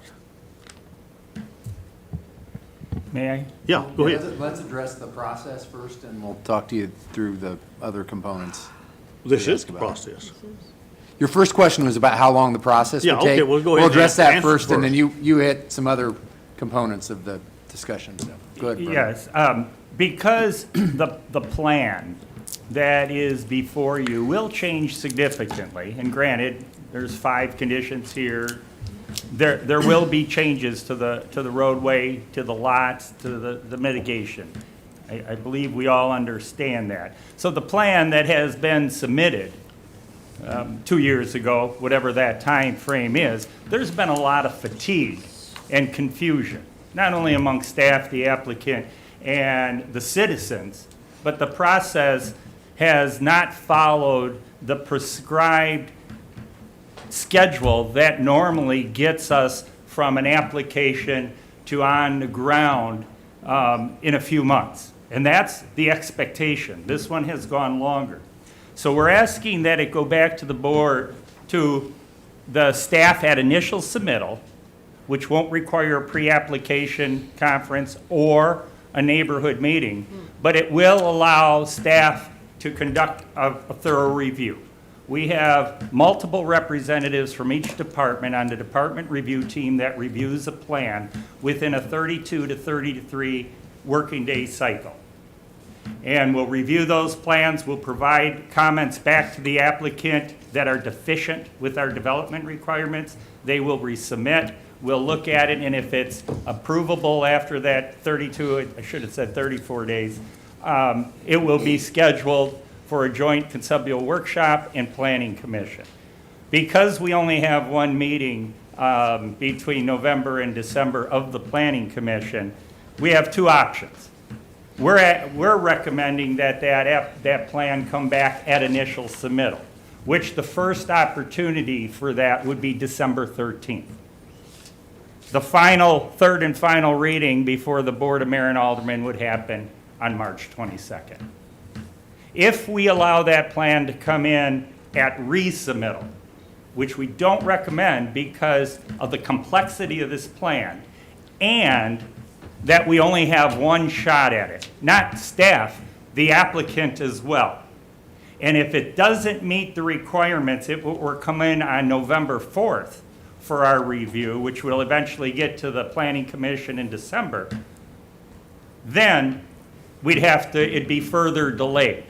So for us to thoroughly review it, work with the applicant, get the changes right, we would ask that you would provide guidance back to the applicant and to staff to have it come in at initial submittal. If I may, one of the things that we worked hard on And I recall this, I mentioned it to Mayor Moore, it was about 10, 11 years ago that the Williamson Chamber gathered a group of community leaders, business professionals to look at our development process. We hired a consultant to critically examine what we do, and we came up with a process that was predictable and timely.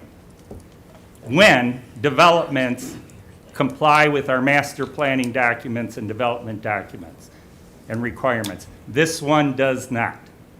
And that's why it's taken so long. And there have been others in the past year that I've tried to highlight to you all that this is not how the process is supposed to work. And we track every submittal, every applicant, every design professional of how long it takes to get through the process.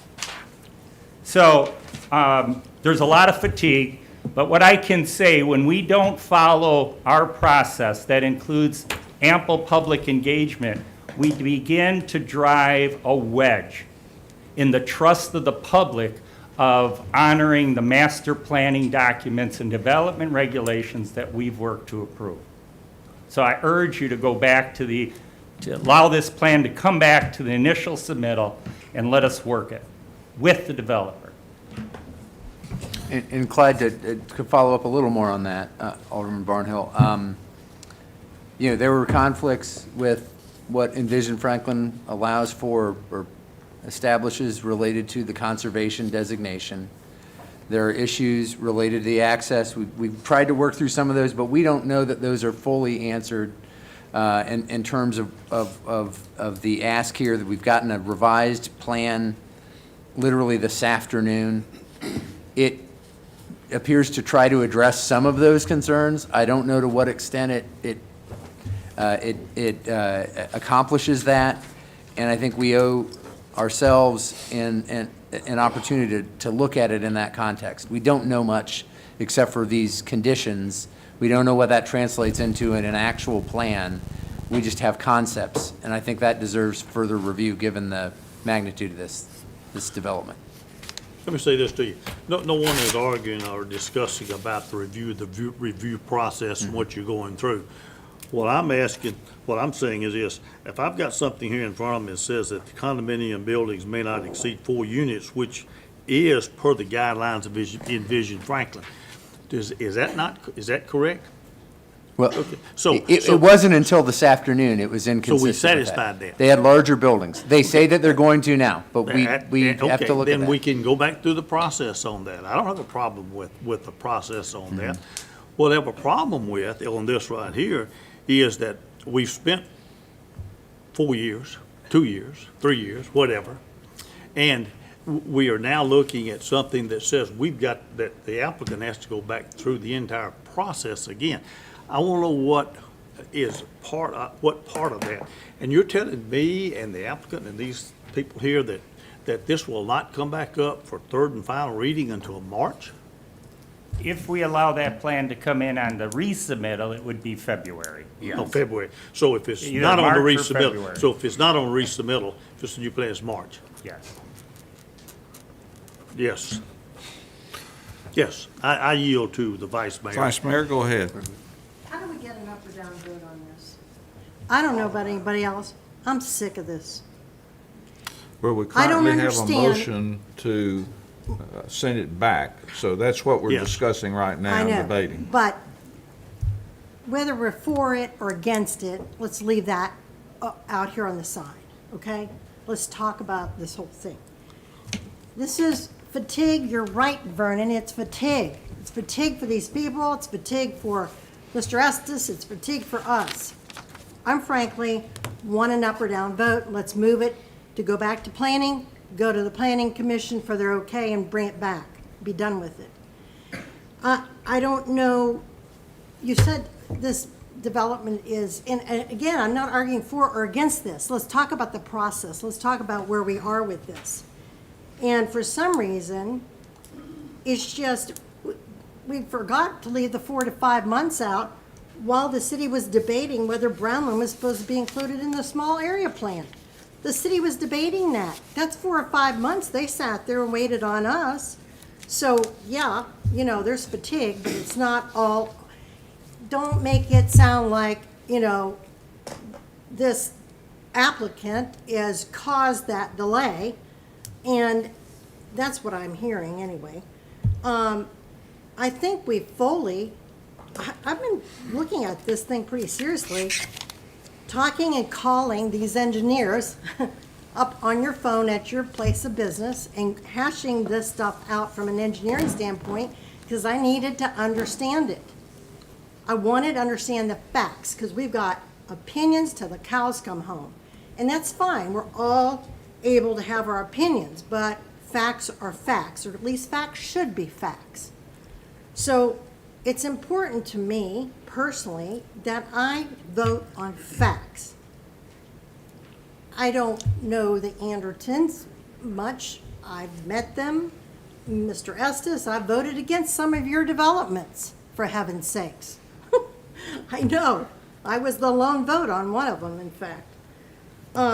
So yeah, there's fatigue going on here. I want an up or down vote. I want us to be able to send this to the planning department, shoot it off to the planning commission, and then bring it back. Let's not go month by month by month and do an up or down vote. First of all, lots are not going to be in the floodplain after this is completed. I believe my research has showed us, am I wrong, 500 feet out of the, all of these places are out of the 500-year floodplain. The yeah. They're built. Or built, I'm sorry. I've probably asked this question till Steve Casey and Barge is sick of me about the negative or positive influence of this development off-site. Downstream, upstream, up, down, to the heavens, to the ends of the earth. And this development is helping that development. It's not negatively or positively affecting it. The other thing is, I don't know if we've ever required a developer to improve another subdivision. Somebody asked about Fieldstone Farm. What are you doing for Fieldstone Farms? Well, what are they doing for Fieldstone Farms? They're not negatively, according to the engineer report, affecting Fieldstone Farms. That's a good thing. Are they helping you out? No. Are they required to go into your neighborhood and help you out? No. I don't think we've ever done that. Condominiums, I don't really care. Put 16 in a unit or 4. What difference does it make? I'm all for doing a great development, and I want for sale units. I'm tired of all the rentals that we're doing, and this gentleman's brought for sale units. Frankly, I don't care about that. I can live with or without that. I don't think that's huge. The other thing is removing the lots out of the floodplain. That's a great thing. And then you've reduced the numbers. Somebody asked about affordable housing. You're not going to get any more affordable housing if you had 500 units to begin with and you're down to 395 or 400 and some. So they keep reducing it. I don't see we're going to hit that. There's so many notes I've taken as people spoke. It's taken too long because why? It's not a good plan. Well, tell that to Harpeth Square and Harpeth Hotel. It took them 7 years. So that's not a good plan? No. It's not a good idea to manipulate the floodplain. Well, let's tell that to Ladd Park. Let's tell that to Lockwood Glen. Let's tell that to Berry Farms. Let's tell that to Riser Point. Okay? Traffic. Oh my gosh. I guess I'm arguing, it might seem I'm arguing for. I'm trying to say not for or against. I'm saying let's talk about the facts, okay? And we're on a Hillsborough Road. Isn't that 4-lane? Uh-huh. And, well, 4 lanes in some places, 5 lanes in some other places with the turn lane. And then we have Mac Hatcher, 4-lane. I think we've got great infrastructure around there. Review the changes. I need the audience to be quiet so everybody can hear Vice Mayor. People can go on and talk about a bunch of things here, but I'm going to end this with a few other facts. We've got less density supplied to us tonight. Then someone said, let's listen to the experts. Well, I'm trying my best to listen to the experts. Barge, CEC, other people. Could they be wrong? Sure. Do your license depend on you being accurate? I think pretty much so.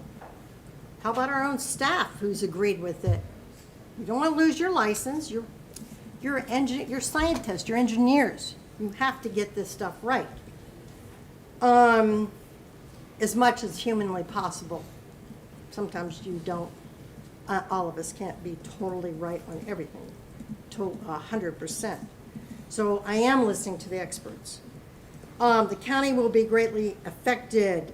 How about sinkholes in Fieldstone Farms? Well, what about sinkholes in Fieldstone Farms? We're talking about Brownland Farms right now. We're talking about the Brownland area. Traffic, cars, all that. And the last thing is, the homes will be above the floodplain, and a few other items I have here that I won't go on. I think you get the picture. It's frustrating, yes, but it's part of our job. I'm here to listen to the facts. I want the facts. I want to make a good decision on the facts.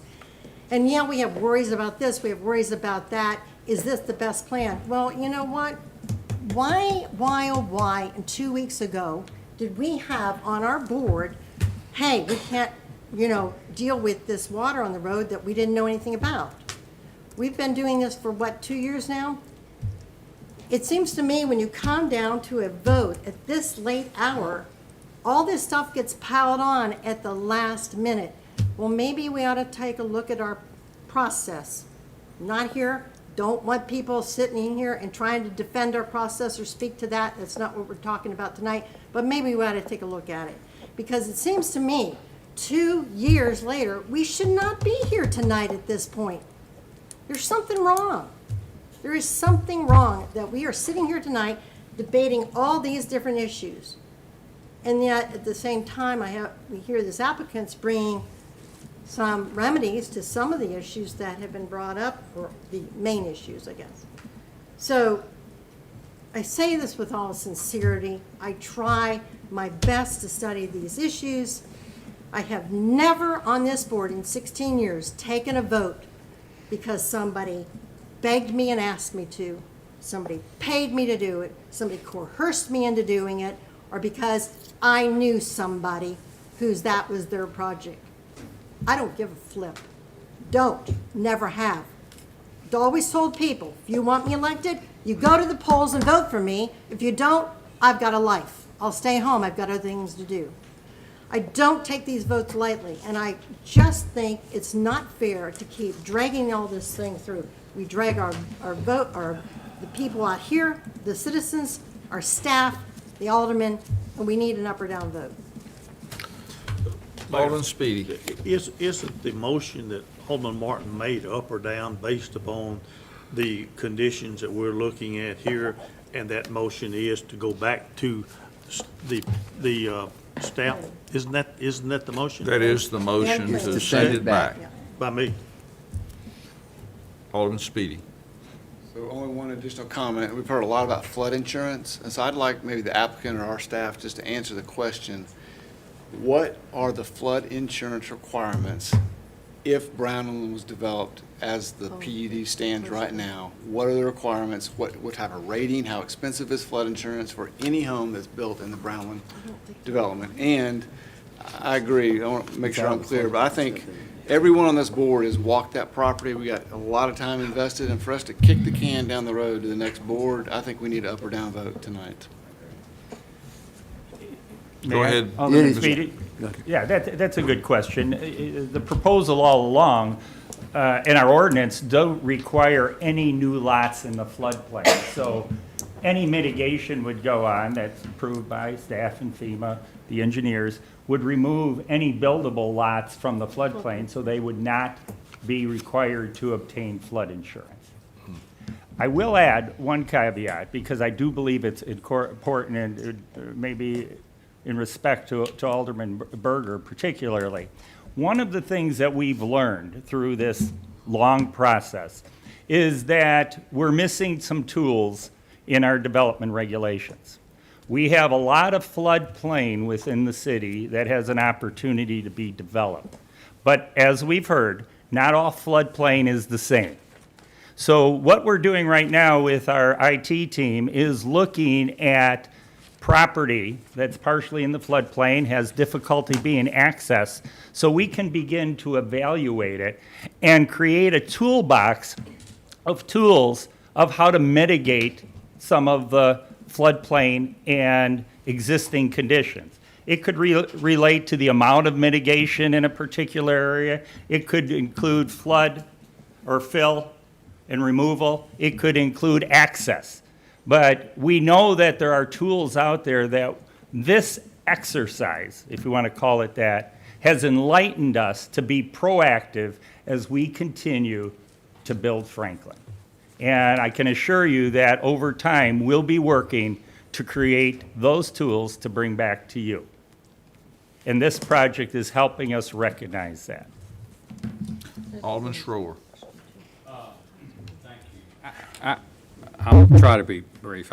First of all, I want to commend Kevin and his group. We've had a lot of conversations in the last 2 or 3 days about this project, and I will say he's trying to do his best to do a good job with the piece of property that he has. I have no question about that. But I also believe that he knew that the plan, as it was originally done, is difficult to do. And I don't think I could have voted for it in the plan that was submitted that we were looking at. He's made some great efforts, reducing the amount of lots by 100 or more. He's made some great efforts by reducing the amount of floodplain he's going to change.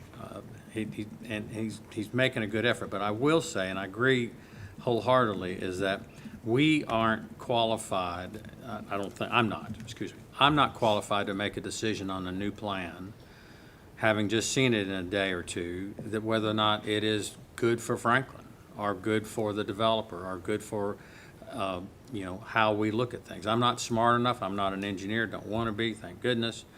And I do think staff has the obligation to look at it and give this board their recommendation. I do hope that staff looks at the 5 items that they have been recommended and use that as their parameters, and don't go back to the original and say, this is what we really wanted. They're making a good effort, and they're doing a good job, and let's analyze it based upon those 5 changes and see if that works, and see if what he designs meets those 5 standards. We don't even know that yet either. And so I think that's the critical piece. And so unfortunately, we can't do that tonight, or, we could vote it up or down tonight, and if that's what we do, we do. But I couldn't vote for the existing plan tonight. And I won't vote for the other one, because I won't be here. But I do want to make that statement that it is important, it's important to get this right. It just is. And I'm a real estate developer by trade. I have been turned down and pushed back months and years, and gone to 30 banks for a loan. I mean, you never do it in the right time. Kevin knows that. He's been working on it for 2 years. That's not unusual, and he wants to get it right too. And so another 3 months or 4 is not the end of the world of a project that's going to take 5 or 6 years plus to develop. And so let's take the time. Let's make sure it's done right. But let's be fair to him and his staff, and analyze it the way it should be based upon his good nature, or just his ability to look at it differently than he has before. I think that's how we should address it. And I hope a project that works for everyone is there. And as I told Kevin, if everybody is not happy, we've made a good deal. And that's how that works. And so he's made great sacrifices. 100 lots is a lot to give up in a development. A lot to give up. But he thinks he can make it work. We think the owners can get their money out of the land that they want, so it can get developed. And we can have more houses in this city that we're going to need. We want these people to live here, and they're coming here to work, they might as well live here. And you know, we're complaining about about having too many apartments. These are gonna be small houses, they're gonna own them, they're not gonna rent them. So, I mean, how can you argue about one and not accept something else? So, but let's give staff a chance to look at, but under those parameters that have been entered into the record, part of the record, and can be passed along. And I wish the new board the best of luck in this. Any other comments? Alderman McClendon. Well, I've joked a lot in the last couple of months about if somebody made a motion to postpone something, I was all for it. But I'm not joking about this. This is too important to get wrong. And when I say that, what I mean is not that it's too important to get wrong and I have a snap judgment or I have an emotional result in mind or any of that. Wrong may be self-evident to some people, but it's not when you have to weigh the issues that the board has to weigh. So I'm going to support the motion to defer the matter back to the Planning Commission, but Mayor, if I may, I'd like to ask Mr. Squires some questions in support that I think might shed some light on why the motion should carry unanimously. Please. Mr. Squires. Mr. McClendon. I've caught you by surprise, but I feel confident in you. Indeed you have. Mr. Squires, you are, what is the position you hold here? Assistant City Attorney. Assistant City Attorney. I assume you're licensed in the state of Tennessee and familiar with the rules and regulations that go into the whole discussion that we're having here? I have never been as red in the face as I am at this moment. Okay. Yes, to All all right. of those things. All right, well, so that's called voir dire in a microwave. Mr. Squires knows what we're supposed to do now, because I think that there is an actual obvious answer to the motion that has been made, which is to defer the matter back to Planning Commission.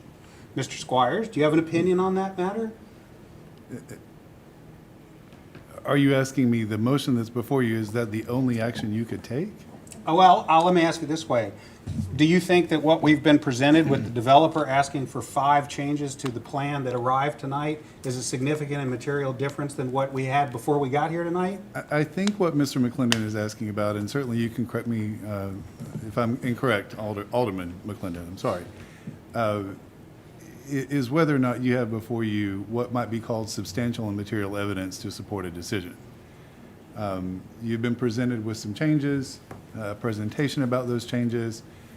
Much as several of you have kind of keyed into this notion that maybe you don't have the details. I think Alderman Schroer just literally talked about that. And Alderman, or Vice Mayor Berger very specifically said, I want facts, I want information, I want things to make a solid decision on. I can't advise you that there is literally only a single correct decision to make here, but I believe Alderman McClendon's point is what you all are discussing, what's coming up in discussion, is that you may not have before you a lot of concrete facts to work with, and that's the purpose of sending it back before staff, is to get those answers you need. So, and that's in large part because we got 5 specific conditions that the developer has requested be changed. Yes. So, today. So, Today. but for those 5 requested changes, we'd be in a different situation, right?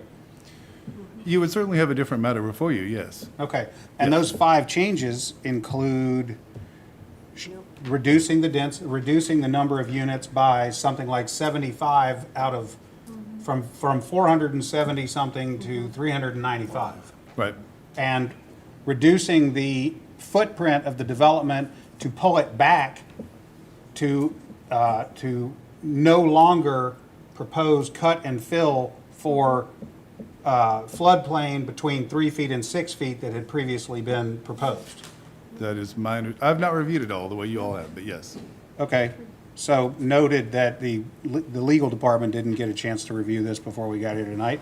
Also, changing the conditions to include that condominium buildings may not exceed 4 units, whereas the plan that arrived here on paper before this memo was sent out or whatever had something different that did not comply with Envision Franklin, correct?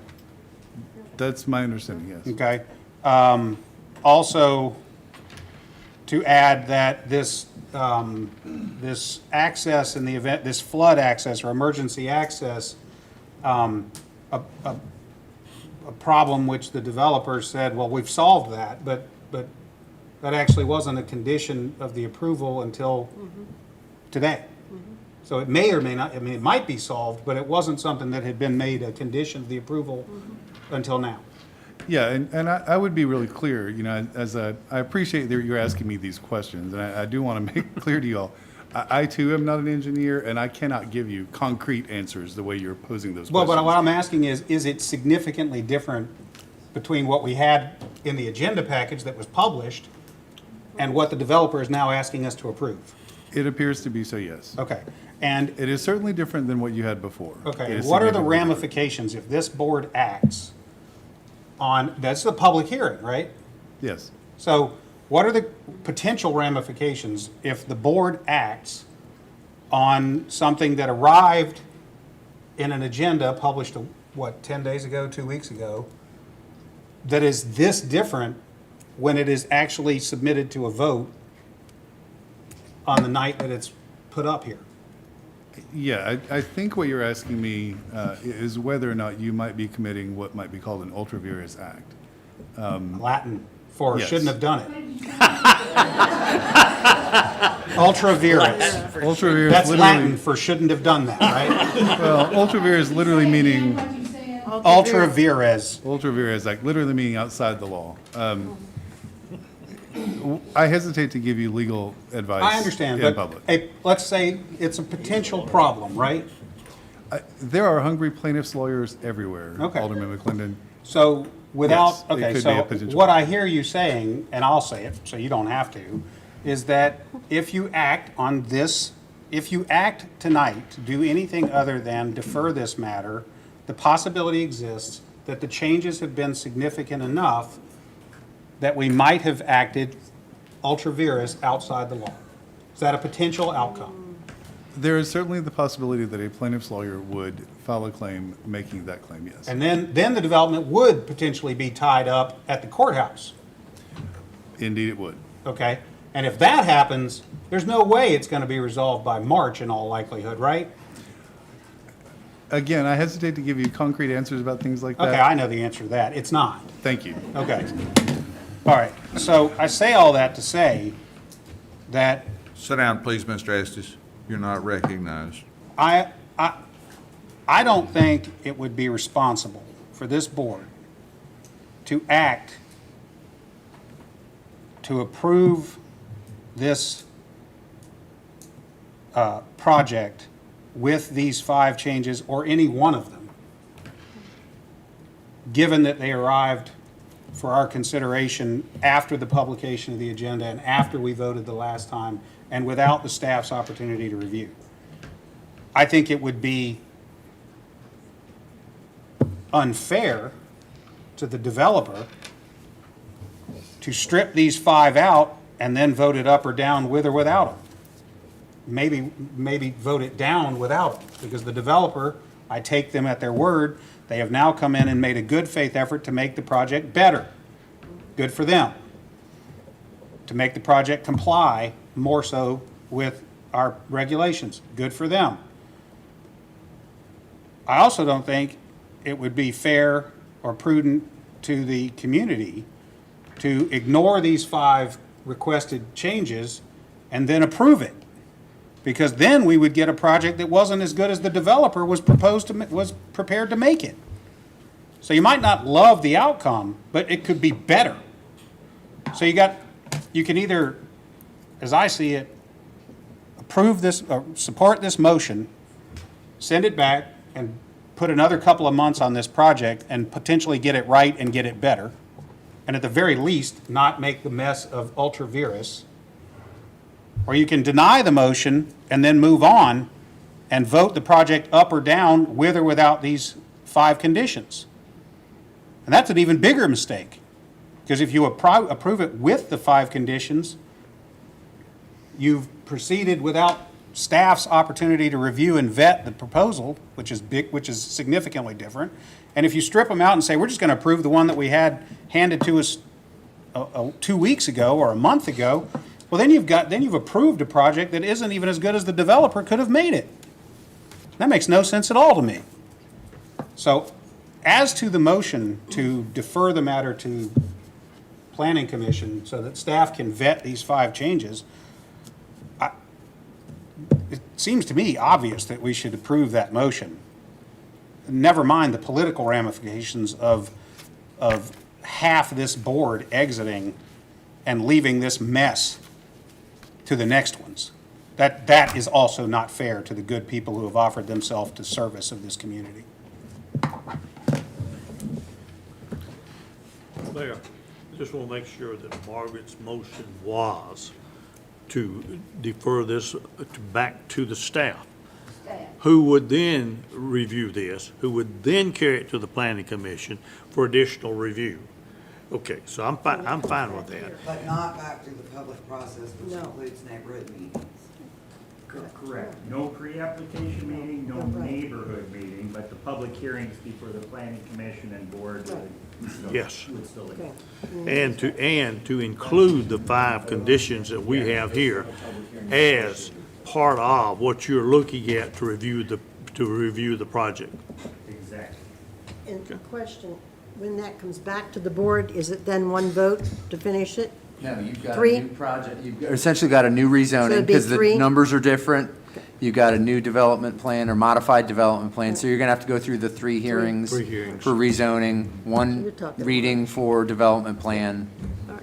We'll have to update the parkland impact, there are just a number of things, but And a new public hearing. there'll be a new public hearing associated. Right. Yes, Correct. All right. Within here, yeah. at both planning commission and board. Alderman Bland. I don't have a lot to add to what's been said, although a couple of points I would want to make is, I regret that we are dropping this partially at the feet of people who have not carried this burden for 2.5 years or longer. There's nothing that we can do about that per se for the applicant. As Bev says, we can't look into a crystal ball, but it's unfortunate that they're not going to have the knowledge of everywhere we came from before they even pulled a petition. And I think that's unfortunate, and I regret that. I will also say that, Vernon talks about wanting to go back and figure out certain things moving forward and how it's a learning situation. I just want to say that Envision Franklin is a guiding document. It is not the gospel. It is not the gospel according to anybody in this room. And I have severe frustration that we continue to come up against challenges with a guiding document. And there was a lot of effort put into that. But the idea that the stakeholders of that effort reflect the 80,000 people that live in this city, I was fixing to cuss and I'm not going to. I don't agree that that's the case. And so what happens is for the public to see us differ from Envision Franklin, it looks like we're trying to be the Lone Ranger and that we're trying to disagree with staff. And I will speak for myself. I want nothing more than to not disagree with staff because y'all live it daily. And you can only create planning documents with the input that you're given. And so I don't mean that to pit anybody against anybody, but I want the public to know that Envision Franklin is a guiding document. It is not law. So I wanted to make sure before we all exit our group of 8 together that that is said. So. Ready to vote? Everybody clear on what the motion is? You going backwards on this, or you going? I think I've been going backwards all night here, as far as getting the meeting going. But because of your request, I'll actually just start on the far end and ask for your vote. I'm going to vote in favor of this motion, but I'm not in favor of this project, even from what I've just learned about today. Okay, I said, I'm going to vote yes on this motion, even though I'm not in favor of the project, and we'll probably not vote yes on it, even under the new circumstances. Okay, let's vote. We'll start on the far end. Alderman Peterson. Yes. Alderman Schroer. Yes. Alderman Blanton. Yes. Alderman Barnhill. Yes. Vice Mayor Berger. Yes. Alderman Martin. Yes. Alderman McClendon. Yes. And Alderman Speedy. Yes. Thank you. The motion passes Mayor, unanimously, yes.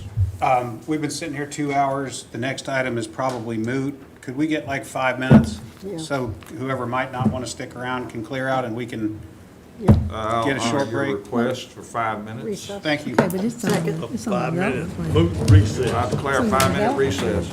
Oh, thank you.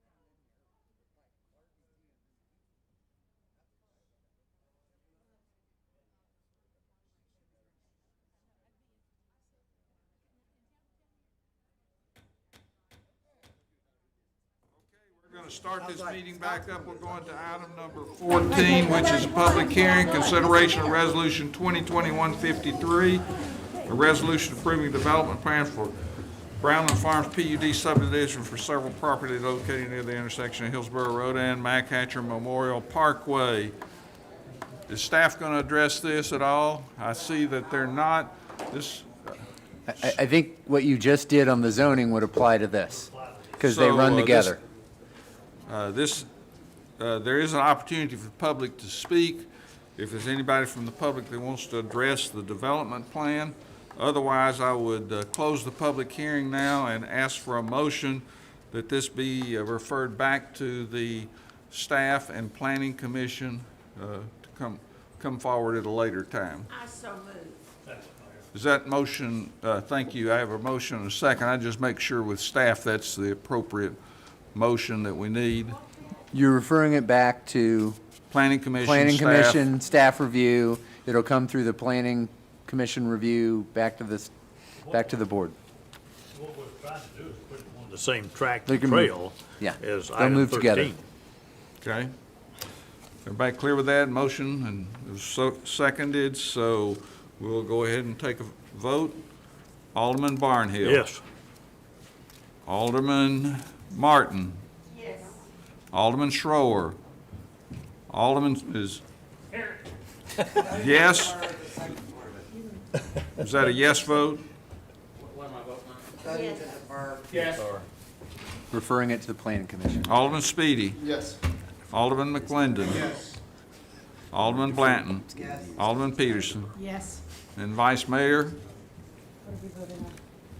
Deferral of item 14. Yes. Passes unanimously.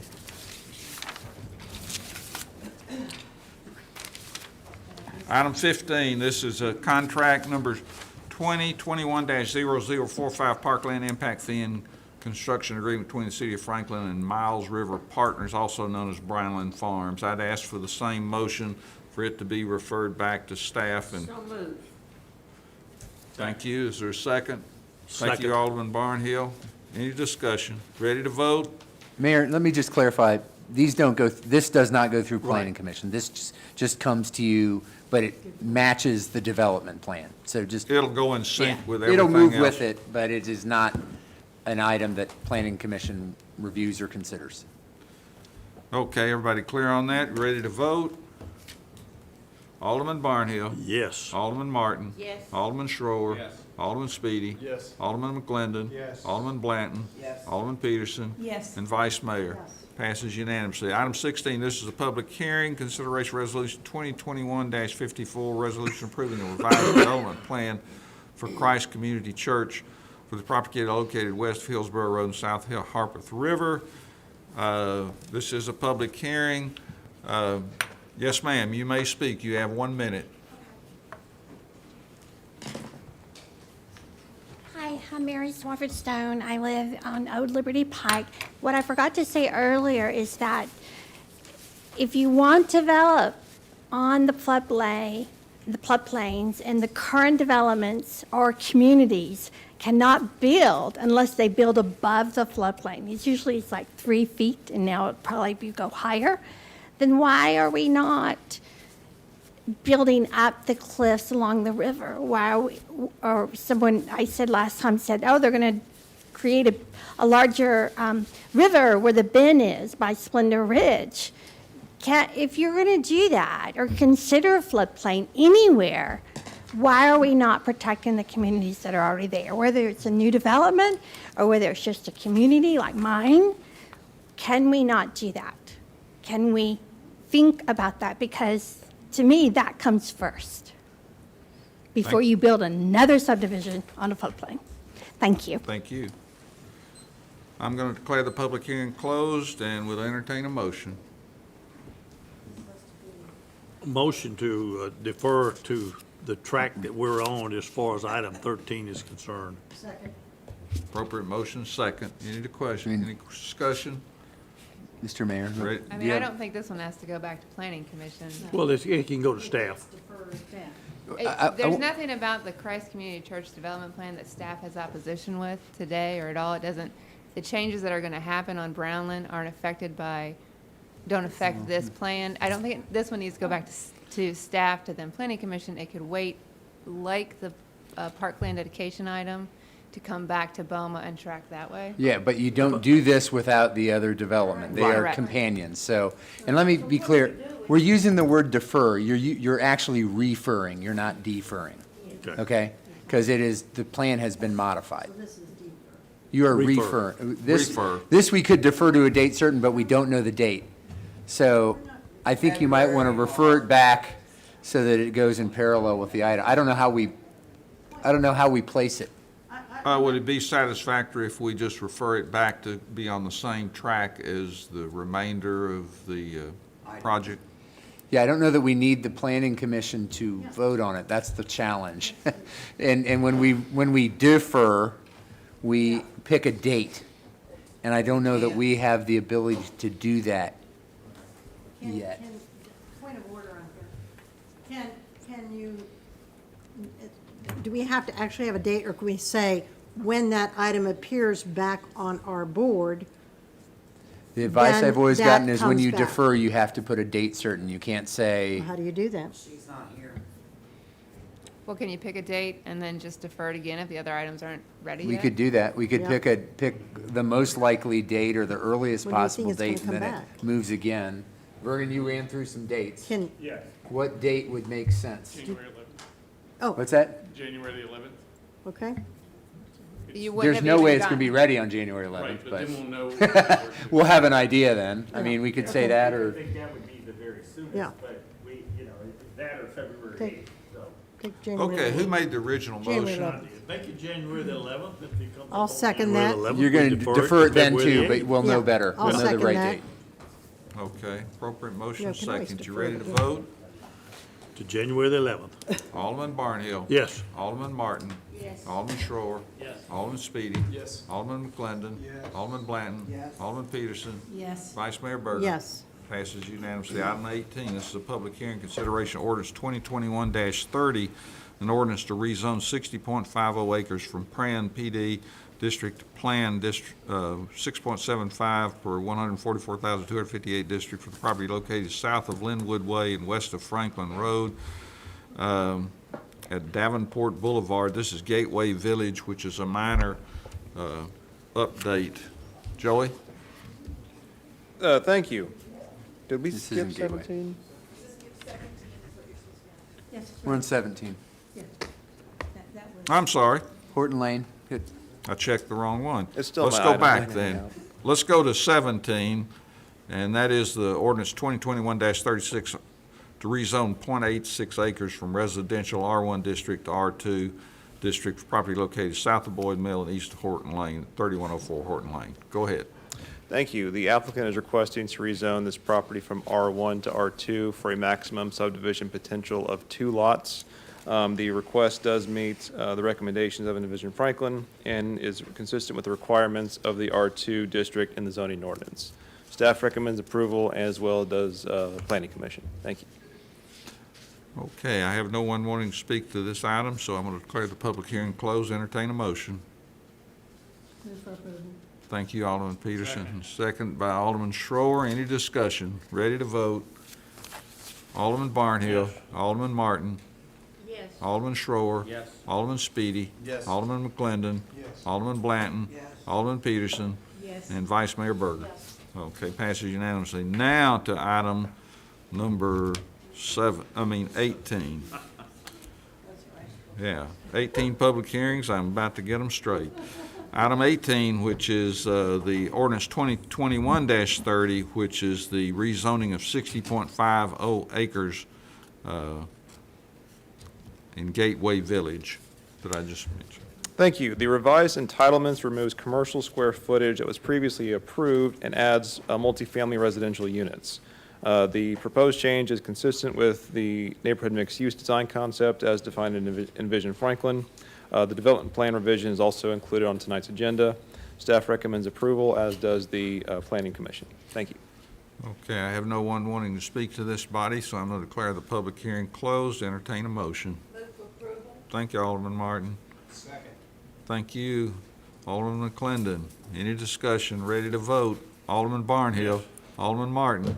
Alderman Schroer. Yes. Alderman Speedy. Yes. Alderman McClendon. Alderman Blanton.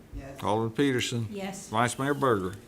Yes. Passes unanimously. Item 19, this is a public hearing consideration resolution 2021-125, a resolution approving a revised development plan for Gateway Village PUD subdivision. Thank you. The proposed revision removes approximately 11,000 square feet of commercial space in order to add 6 additional multifamily dwelling units. The original concept plan for Gateway Village was approved back in September of 2003. The proposed changes in the layout of the revision is consistent with Envision Franklin. Staff recommends approval, as does the Planning Commission. Thank you. Okay, I have no one wanting to speak to this body on this item, so I'm going to declare the public hearing closed. Entertain a motion. Thank you, Alderman Barnhill. Is there a second? Thank you, Alderman Schroer. Any discussion? Ready to vote? Vice Mayor Berger. Yes. Alderman Peterson. Yes. Alderman Blanton. Alderman McClendon. Alderman Speedy. Yes. Alderman Schroer. Yes. Alderman Martin. Yes. Alderman Barnhill. Yes. Passes unanimously. Item Making number- sure we were awake is what it was doing. Item 20, consideration City of Franklin Contract 2021-0138 Parkland Impact Fee Agreement for Gateway Village PUD subdivision. Is there a motion? Thank you. Is there a second? Second. Thank you, Alderman Schroer. Any discussion? Ready to vote? Alderman Barnhill. Yes. Alderman Martin. Yes. Alderman Schroer. Yes. Alderman Speedy. Yes. Alderman McClendon. Alderman Blanton. Alderman Peterson. Yes. And Vice Mayor Berger. Passes unanimously. This is a public hearing. Item number 21, Resolution 2021-130, resolution adopting a plan of services for the annexation for property north of Henpeck Lane and west of Lewisburg Pike for the City of Franklin. Thank you. The plan of services outlines how infrastructure will need to be provided to serve the property of 1.5 acres. Everything checks out. Staff recommends approval, as does Planning Commission. That was a technical Yeah. term. Everything checks out. We're good to go. I appreciate the levity, so I'm going to declare What the is that public in hearing Latin? closed. Since no one wants to speak to this item, I entertain a motion. Thank you. We're ready to vote. Alderman Barnhill. Alderman Martin. Alderman Schroer. Alderman Speedy. Alderman McClendon. Alderman Blanton. Alderman Peterson. Yes. Vice Mayor. Passes unanimously. Item number 22, this is a public hearing consideration resolution 2021-131, a resolution to annex parcel 106-900 consisting of 1.58 acres, property located north of Henpeck Lane, west of Lewisburg Pike, adjoining the city limits within the southern part of Franklin's urban growth boundary. Thank you. The property is located in the Goose Creek Drainage Basin, which was identified as a short-term growth area in the 2018 growth study. It would help fill a hole that is currently existing between city limits along Lewisburg Pike. Staff recommends approval, as does Planning Commission. Thank you. Thank you. Does anyone want to speak to this body? I declare the public hearing closed. Entertain a motion. So moved. Thank you, Alderman Barnhill. Is there a second? Second. Thank you, Alderman Schroer. Ready to vote? Vice Mayor Berger. Yes. Alderman Peterson. Yes. Alderman Blanton. Alderman McClendon. Alderman Speedy. Alderman Schroer. Yes. Alderman Martin. Yes. And Alderman Barnhill. Yes. Passes unanimously. Item 23. This is a public hearing. Consideration ordinance 2021-35, an ordinance to zone 1.58 acres into the neighborhood commercial district for the property located north of Henpeck Lane, west of Lewisburg Pike. Thank you. The proposed zoning of neighborhood commercial is consistent with recommendations of Envision Franklin. And there's no corresponding site plan or development plan that's been submitted for review at this time. Staff recommends approval, as does Planning Commission. Thank you. Okay. I have no one wanting to speak to this body, so I'll declare the public hearing closed. Entertain a motion. So moved. Thank you, Alderman Barnhill. Is there a second? Second. Thank you, Vice Mayor. Any discussion? Ready to vote? Alderman Barnhill. Yes. Alderman Martin. Yes. Alderman Schroer. Yes. Alderman Speedy. Yes. Alderman McClendon. Yes. Alderman Blanton.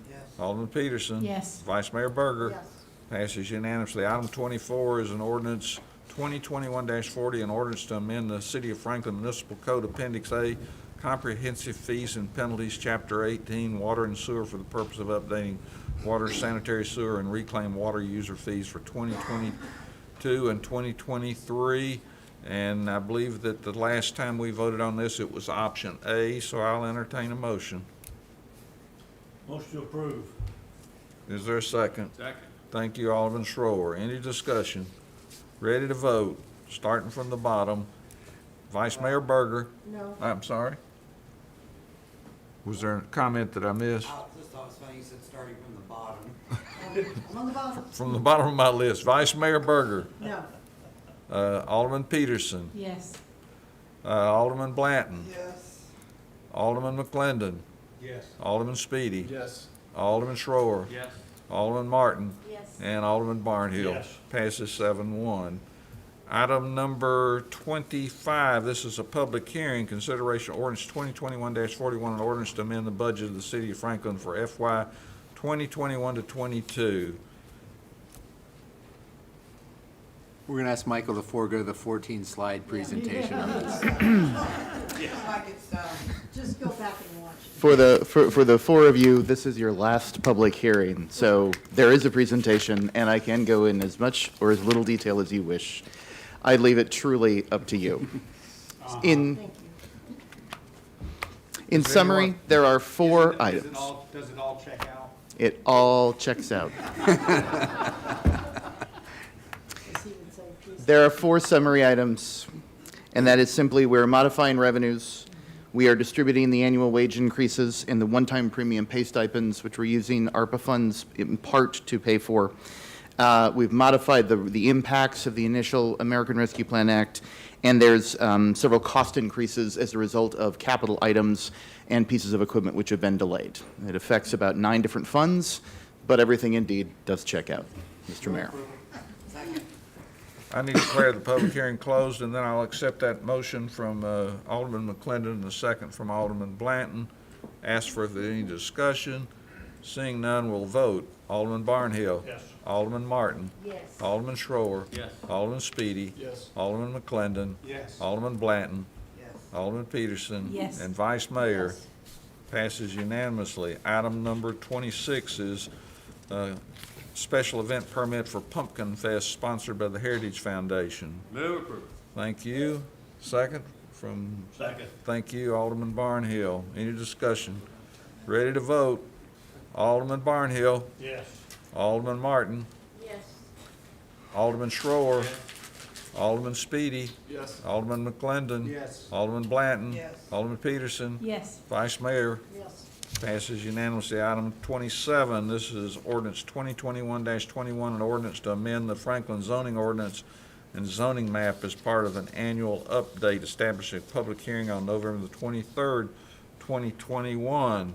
Is there a motion? So moved. Appropriate motion. Is there a second? Second. Thank you, Alderman Blanton. Any discussion? Ready to vote? Alderman Barnhill. Yes.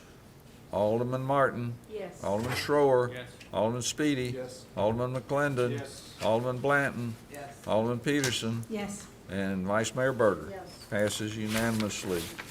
Item number 28, this is consideration of amendment, City of Franklin Contract 2019-0381, Parkland Impact Fee and Private Park Construction Agreement between the City of Franklin and Southbrook. Is there a motion? Move for approval. Thank you, Vice Mayor. Second. Thank you, Alderman Barnhill. Any discussion? Let's vote. Alderman Barnhill. Yes. Alderman Martin. Yes. Alderman Schroer. Yes. Alderman Speedy. Yes. Alderman McClendon. Yes. Alderman Blanton. Yes. Alderman Peterson. Yes. And Vice Mayor Berger. Yes. Passes unanimously. Item 29 is a resolution 2021-156, resolution to authorize the plan administrator for the city's pension plan to uphold the existing plan. Is there a motion? Move for approval. Second. Appropriate second by Alderman Barnhill. Any discussion? Ready to vote. Alderman Barnhill. Yes. Alderman Martin. Yes. Alderman Schroer. Yes. Alderman Speedy. Yes. Alderman McClendon. Yes. Alderman Blanton. Yes. Alderman Peterson. Yes. Vice Mayor Berger. Passes unanimously. Item 30, this is a resolution 2021-157, a resolution to accept and recommend approval of Amendment 5 to the Comprehensive Transportation Network Plan, Major Thoroughfare Plan to the Franklin Municipal Planning Commission. I have a motion, Mayor, Please. and it is perhaps either poetic justice or not so accidental that my last motion as a member of this board will have something to do with Fieldstone Farms.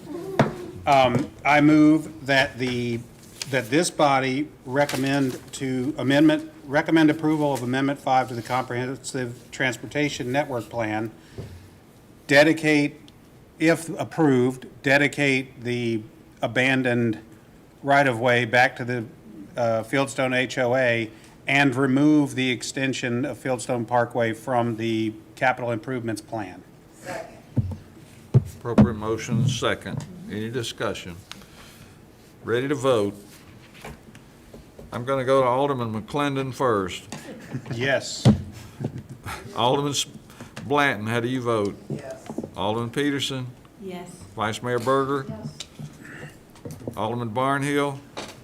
Are you sure we don't need a deferral on this? Yep. Our public hearing? Yes. Alderman Martin? Yes. Alderman Schroer? Yes. Alderman Speedy? Yes. Wonderful. Okay, I'll now entertain a motion to adjourn. Margaret, you want to make a motion? Yeah, I move for adjournment. Beautiful motion. Is there a second by? I'll second that. Okay, all in favor say aye. He once voted against an adjournment. Opposed? Passes unanimously. Those days are over, Eric.